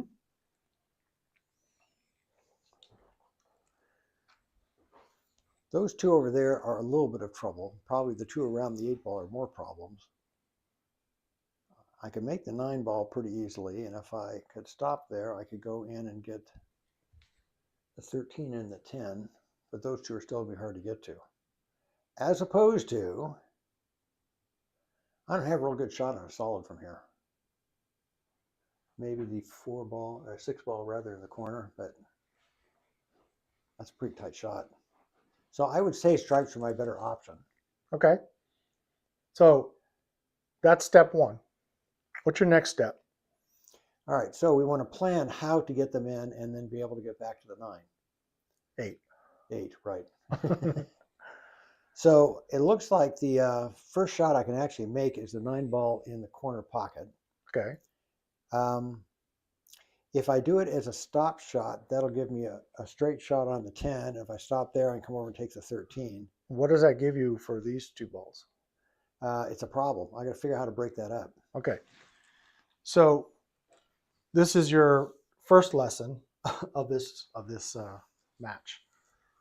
What did I tell you about evaluating? When you're evaluating the balls, you want to make sure that you can do what? One of two things. What are you trying to do here? Trying to get all the balls in, not leave you a So shot. that's a run, right? Right. Trying to run the balls. Run the balls. Or if you can't run the balls, if you don't think you can do it, then what are you going to do? Oh, safety and lead you someplace where you can't do anything about it. Mm-hmm. Now, how would you play a safety? Ideally, if you had ball in hand, what would be the best way to play safe here? The best way to play safety is to hide the cue ball right in there. Okay, and you have two balls that you can do that with, right? If you were to leave the cue ball somewhere down here, then you could shoot the 14. If you're over here, you shoot the 14 and just kind of stop it or draw back a little bit, and the cue ball's here. The only ball I would have is that I can hit would be the 3. Or if you left it over here, you could shoot this way and still stop the ball right on the 8 ball, and I have no shot. All right, so how do I get there? That's the question. And remember, the other thing I said is that you want to do that early. You do not want, if you decide, I'm most likely not going to run this table, then your next decision should be how soon, and the question is ASAP, can I get to a safety? To a position where I can play a safety. I never thought about it like that. Now, there's a couple of options here. If you make the 9, you notice that you have a little bit of an angle on it, right? And where does that angle going to take the cue ball? So tell me where the cue ball naturally wants to go when you shoot the 9 with follow.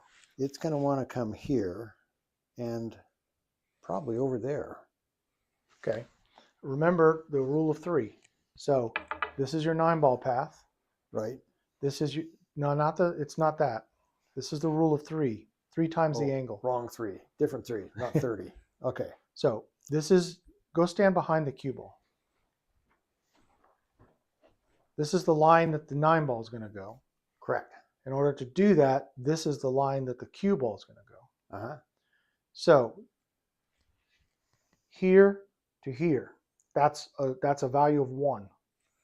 So we go 2, and we go 3 right here.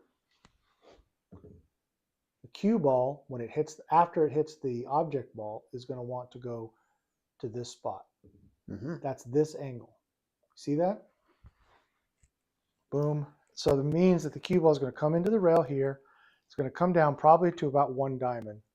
So if you can come down and leave the cue ball somewhere around here, you may be able to use that 14 or the 15 in order to play safe. It's not the ideal, because you really want to be over here. All right, help me understand something again so Yep. I get this correct.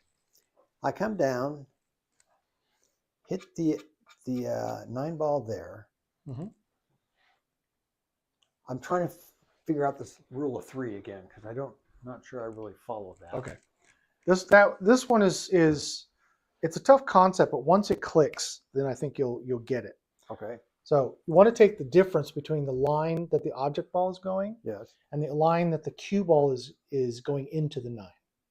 Oh, okay. The So it's object not where the cue ball goes after it hits 9.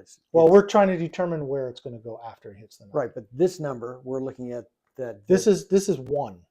right. Right? The difference between the line of the object ball and the line of the cue aim ball. of the aim. Aim of the cue ball. Yes. Okay.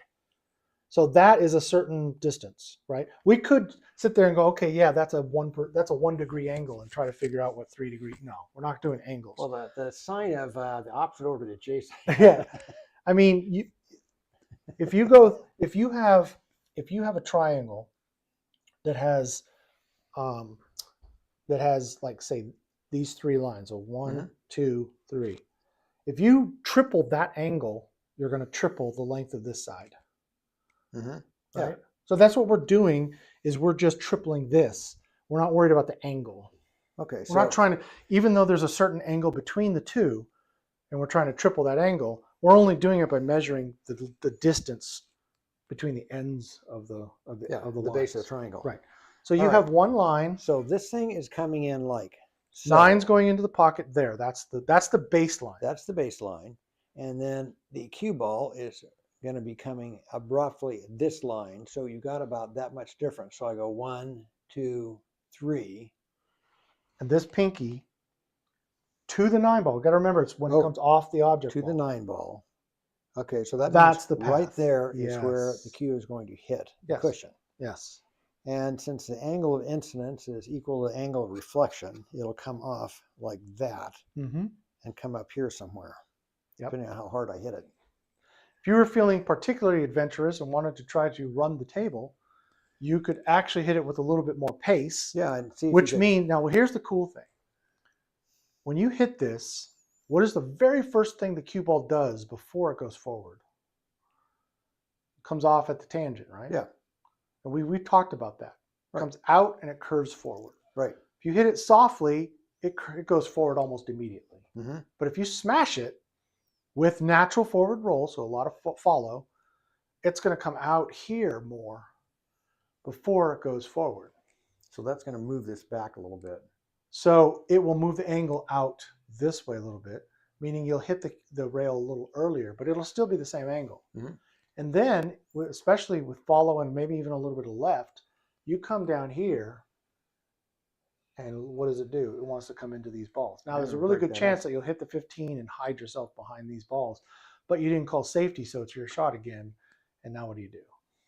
Right? So you have to really be careful with shots like this. If you had a ball sitting in front of this pocket, mm-hmm. or even better, in front of this pocket, that is exactly what I would do. I would go for the breakout because I have insurance balls. Right. In this case, you don't have an insurance ball, so playing to a safety is better than trying to break it out and run out. So, yes, you want to try to hit this in the pocket with follow, come into the rail, come down here, and stop down here. And then you can kind of figure out what to do after that. Okay. Then comes the real question. Am I actually going to sink this ball? There's no reason I shouldn't. That's a straightforward shot. Yep, it's a straightforward shot. So you already know approximately the speed you're going to use. You already know you're going to follow it. So all you have to do now is focus on making the ball. Just shoot the ball. The cue ball will do what it's supposed to do.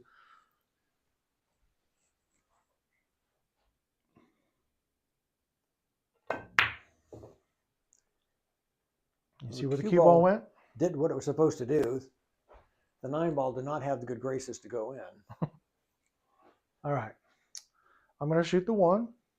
I'm going to leave it right there for the 5-ball. But I don't want to shoot it softly. Because if I do, I might drift off. So I'm going to actually shoot it hard. And with follow, I want you to see if you can tell me why it does what it does.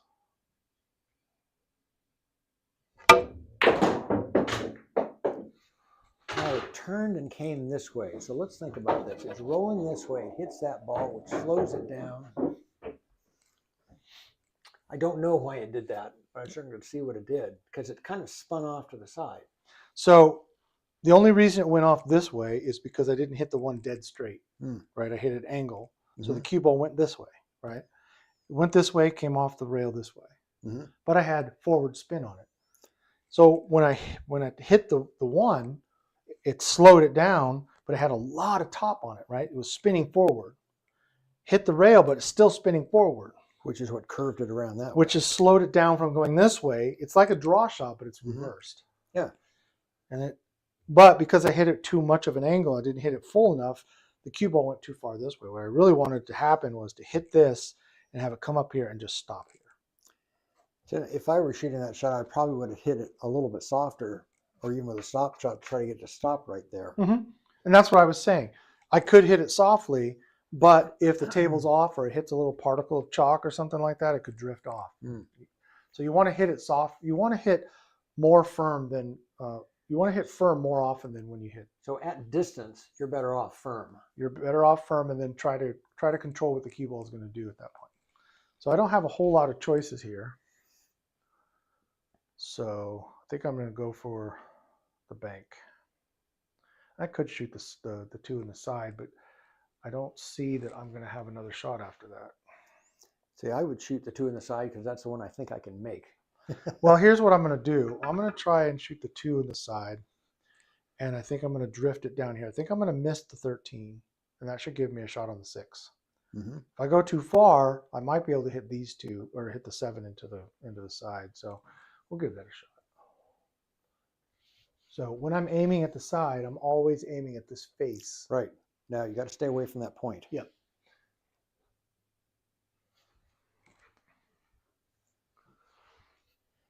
And I assume what you just did with your stick was figure out where you want the cue ball to contact. What do you mean? When I did this? Yeah. Yeah. So this is the aim I want. So now I'm looking at the 2 ball and I see my contact point. My contact point is right there. So I'm just overlapping the 2 basically.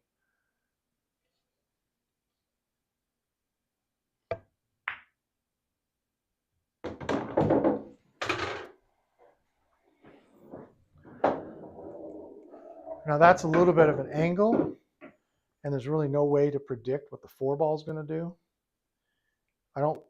Hitting combos, especially at an angle, are tough because you got to control all the balls. You need to control the ball into the pocket. The combo ball is going to go somewhere, and the cue ball is going to go somewhere, and you really need to control them all.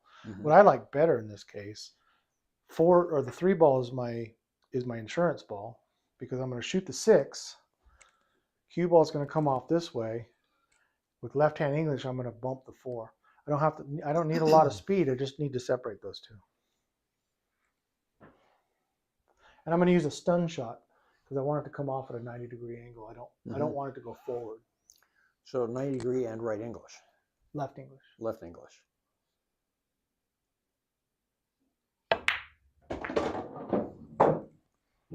And I'm happy with that. You got a great shot for 7 on the side. 7 on the side, and the great thing about the 13 being there is it's going to basically stop. So here's my plan right now. I'm going to use the 13 as a backstop to stop my cue ball from going too far. Right? So I can shoot firmer. I don't have to shoot super soft. I want the 13 just boom. Then I'm going to hit the 3, and I want to hit this hard enough that the cue ball is going to fall a little bit and give me an angle. Because what I want to do is I want to hit the 3, and I want to go into the 14 enough to kind of break those apart a little bit. I'm not going to smash them. Right. Just enough to nudge them apart so that there's a path for the 8 ball into a pocket. Right now I don't have one. So that's my goal, because I got the 4 to shoot after that. And if I get the right angle, I can shoot the 4 and get up here for the 5 and get back down for the 8 for the run out.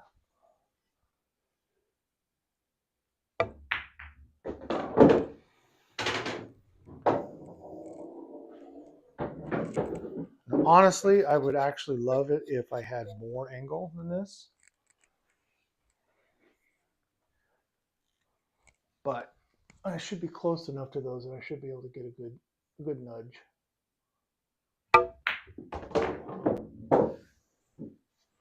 And now the 8 ball goes into that one. And I have, Straight shot on a 4 ball. well, it's an angle. Yes, but you can follow it down and set yourself up. For Well, the, I'm aiming the 5. here. I'm aiming here. And my cue ball is aimed here, which means hopefully I shouldn't get too close to the 5 ball, but I'm worried that this is going to get a little close to the 5.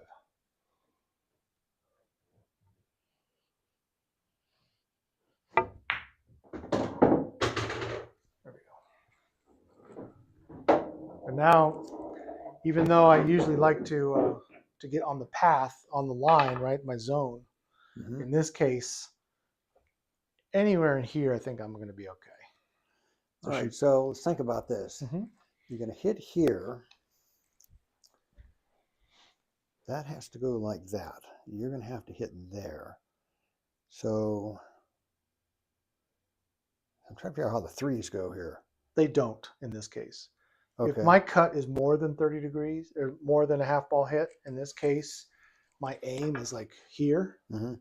So that's a thin hit. Then the difference between my aim and the shot is this much. 3 times that is way over here. That's not what's going to happen. The cue ball is going to go straight into the rail. Pretty much. And then you'd really want to bring it over there. So Yes and no. Yes and no. If I come down this way, I have a chance of hiding behind the 13. Mhm. If I just come straight down, then anywhere from about here all the way down to here, I've got a shot on the 8 ball. Mhm.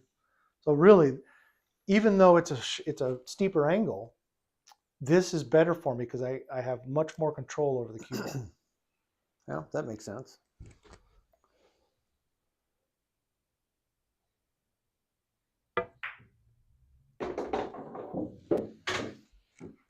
Yep, that's a pretty straightforward shot. Yep. All right, 8 ball, that corner pocket. Oh, now why are you going in that corner instead of that corner? Just because.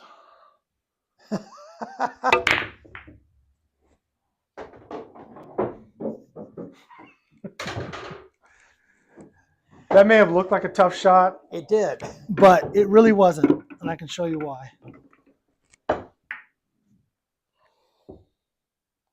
So my shot was something like this, Mhm. right?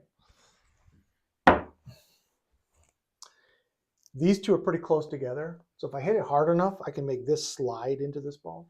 Mhm. And if this ball is sliding into this ball, what's the ball going to do when it comes off this way? It's going to go on the tangent line, right? Right. So where's my tangent line that I want? Well, into the pocket. I want the obviously. tangent line in the pocket. I can draw that tangent line, right? Just like that. Mhm. So I know the contact point on here that I wanted to hit. So that's basically what I did is I came over here and I said, this is more like about like that. And this was about, whoops. This is about like that. So I know that my tangent line is right here. So if I were to shoot the 8 ball, I would shoot it just like that to make it. So what I do, I just shoot the 8 ball into that spot.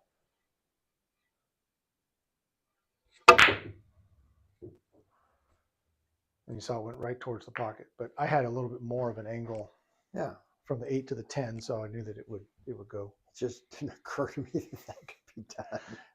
If you ever play straight pool, Uh-huh. 14.1 continuous straight pool. I don't know if you're familiar with the game. I saw the movie. Yeah. You learn shots like that. You learn shots like the one here.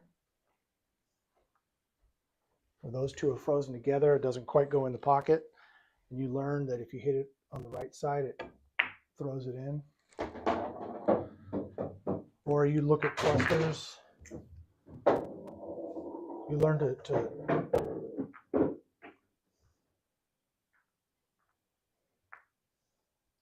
look at clusters like this. and you think, and you got the ball down here, is how do I make a ball here? And you just learn that if I hit right about there,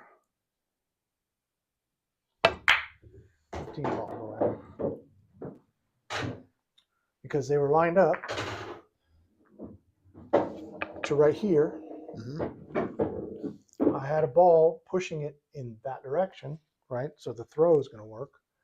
So if I have a cluster of balls sitting like this, and I have those two lined up, the 10 ball's lined up to this point, but it's going to get thrown in. If I shoot it softly, it'll get thrown to here. But if I hit it harder, it'll get thrown a little bit into the pocket. And so I know I can just hit it harder. Close Too hard. anyway. If I had hit it softer, it would have gone in. You learn little things like that when you play a lot of straight pool. Obviously, you just want to have nice and easy straight shots and everything, but That's what I want.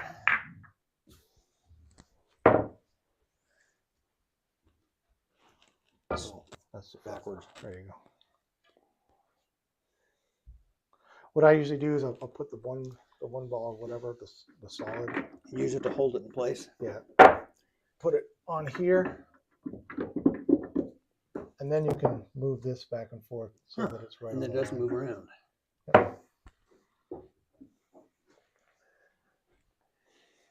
All right, let's see. So, And the proper standard way to do it is stripe on the left. oh, it is. Yeah. I didn't know that. It doesn't matter for BCA. BCA does, but I always like to do it the same way every time. So, and those are opposite. Then the two in the middle are the same as the one you just put in. I always go from the middle out. Yeah, it makes sense. Solid stripe, always solid stripe. So solid here, next to this solid stripe next to that one, and then solid stripe. There you go. Then stripe in the middle. Then maps this solid and this stripe. Like that? Mm-hmm. And then stripe and solid. And there's your check mark. Mm-hmm. Okay, 3 balls. There you go. Yeah. Kind of push them together a little bit and push them forward a little bit. Just nudge, yeah, there you go. And then make sure that everything's just kind of tightened up, these two here and this one here. If you get these 3 tightened up with the first 6 balls tied up, then a good solid break straight at the one should send one of those 2 balls or both into the side pockets. All right. So when you are breaking, you are right here, teeny bit off, bridge position. Yep. And my grip is like right at the end of the stick. Yeah. Because you want as long a stroke as possible. Right. Now make sure that you are aimed right at that one ball. Aimed right at the one ball. Yes. Now, when you're doing this, you are going up like that. Yeah. What's really good about this, the reason I use this distance is because of the pivot point. Because this gives me the proper pivot point that even if I'm off a little bit to the left or right, it's still going to hit straight. And that's really what you want, is you want a good straight shot. Yep. So make sure that your initial aim is right at the one, and then no matter what you do, you should get a good solid hit. Just aim for the middle of the ball.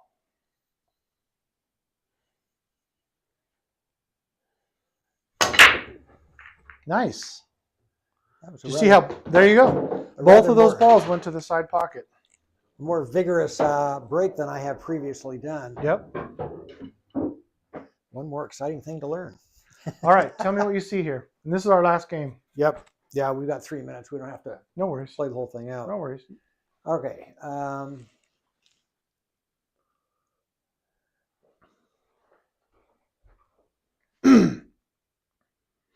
Well, when I look at both of these side pocket balls are relatively easy to get to. I can put the 15 in the corner.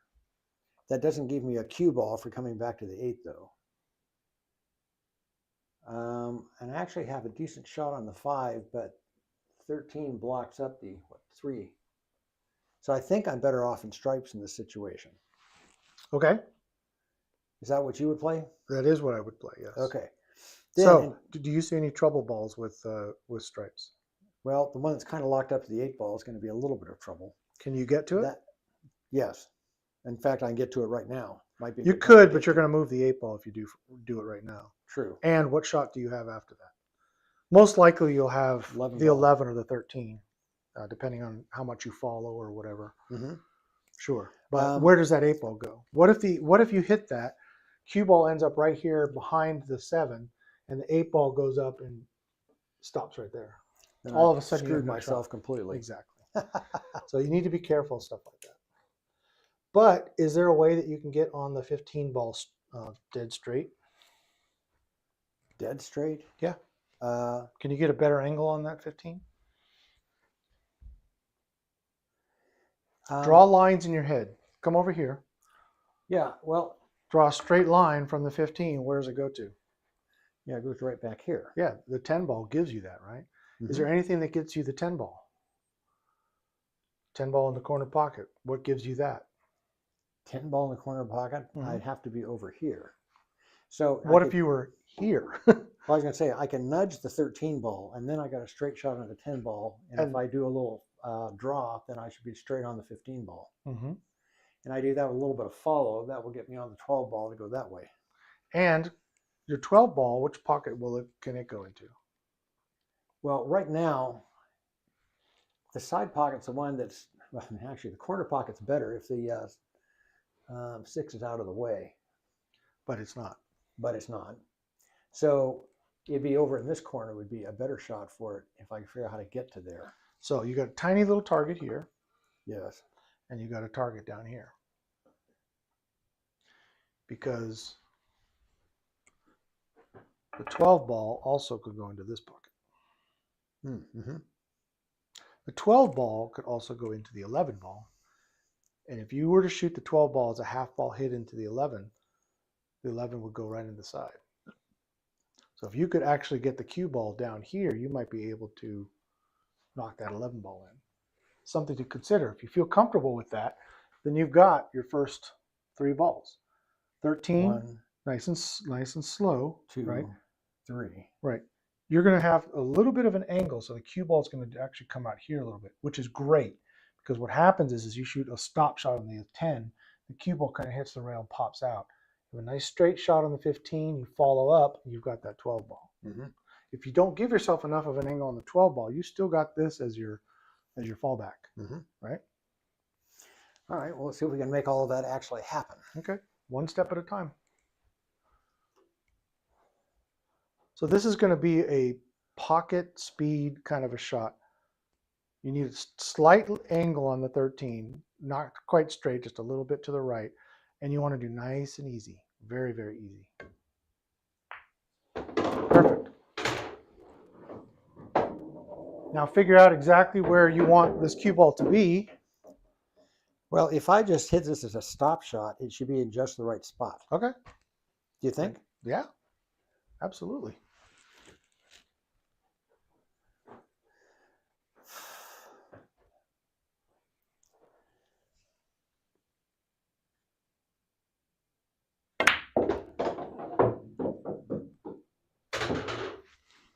All right, now I am just slightly angled on this, which is going to bring the cue ball down there. If I hit it kind of soft, I want a little follow on that. I think I do. In fact, if you hit it dead straight, you can still make it in the pocket. See that? Mm-hmm. So if you want to go for the center of the pocket, that's fine. The cue ball is going to drift down to about here. It's not going to go way over here. Just make sure you just aim that 15 right at the center of the pocket.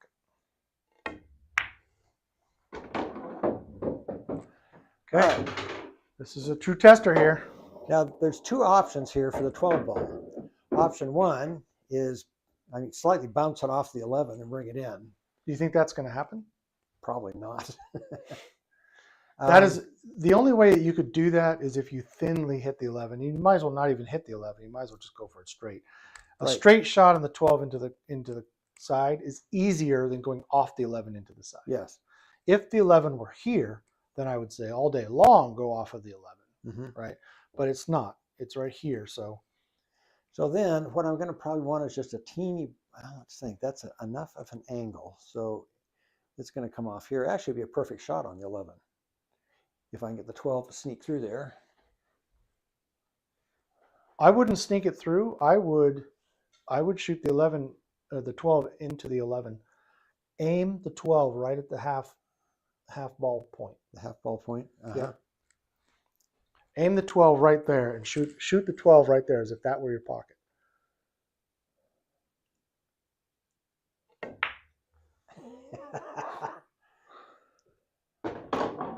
I know that's what you really meant, right?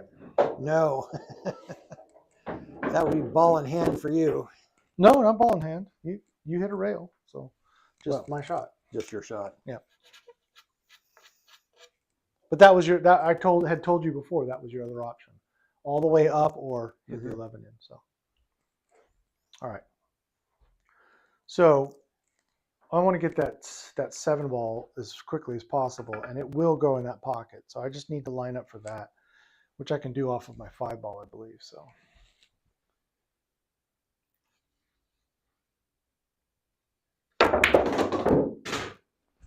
Or, I could mess that up and go too far forward.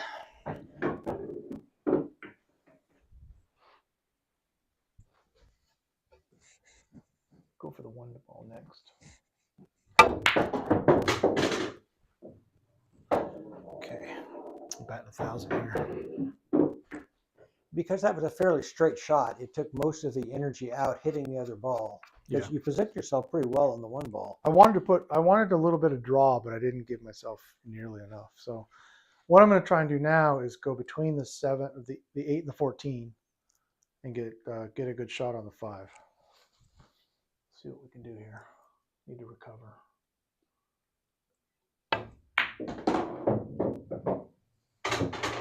There we go. Now I can make this.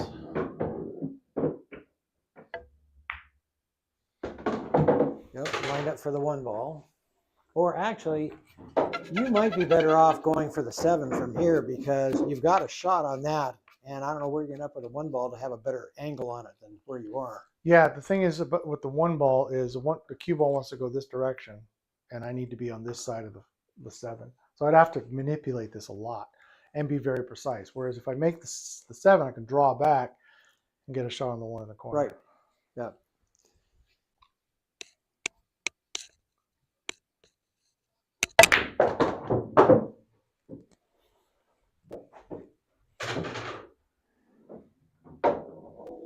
Now, where do you want to bring the cue ball to get to the 8? And how are you going to get there? I want to bring it back to right here. So you're just going to hit it. Is that a pretty straight shot? You just draw it? Yeah, it's straight. I'm just going to try and draw it straight back. Too far. Okay. Bank shot.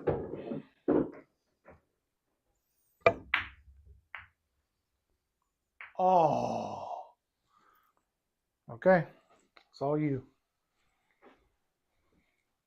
Pretty straightforward. Tell me what you're going to do. All right. I'm going to nudge this ball in there behind the 8 ball. Okay. That's going to be my cue to about here if I do it right, which will give me a shot on one of the 2 of these, depending on where I leave it exactly. Well, what is your key ball? What's your best key ball? Which is the ball actually, before the 8. Probably right? That one is, honestly. But 9 after that. The 9, if you make the 9, you got an easy shot on the 8. In fact, if you leave the cue ball anywhere up here, which the 9 can get you to, no matter how you shoot the 9, the 8 ball is an easy shot, right? Right. If you shoot the 14 ball, you got a really steep angle on the 8, and you really don't. Even though that's an easy shot, you don't want the cue ball traveling a lot after you shoot the 8. Okay, so what I want to do is go ahead and it's 11, right? Sink the 11 ball. Okay. Come over here, and do you have an angle? Is it an angle in? Yeah, a little bit. Yeah, center of the pocket, right? Center of the pocket. Mm-hmm. That's an angle. That's quite a good angle. The cue ball should come off here. Bring it back. You should recognize that on most of the shots that are similar to this, the cue ball is going to hit the rail and come pretty close to straight out. Right. So if I get straight out here, I've got a straight shot on there. You got a straight shot on the 14. You got a nice easy shot on the 9, which will get you to your 8. Get me to the 8. The straighter the better. So give yourself some, enough speed to get over there Mm-hmm. for that. And you remember, you're shooting here, so it's a cut shot. Right. Cut shot with follow, no spin.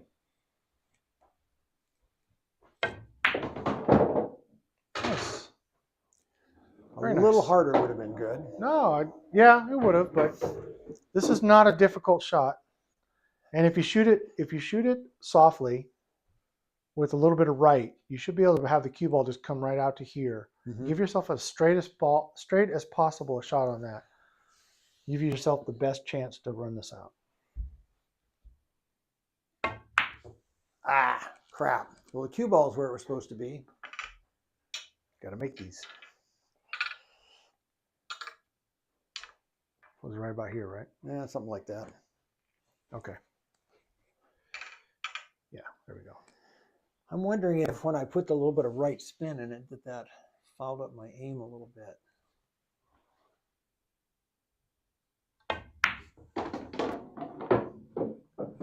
And that was just a little bit too hard.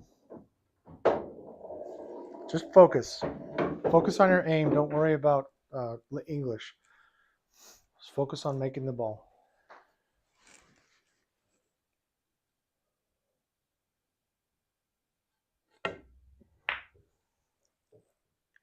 Oh! All right, your game, Maestro.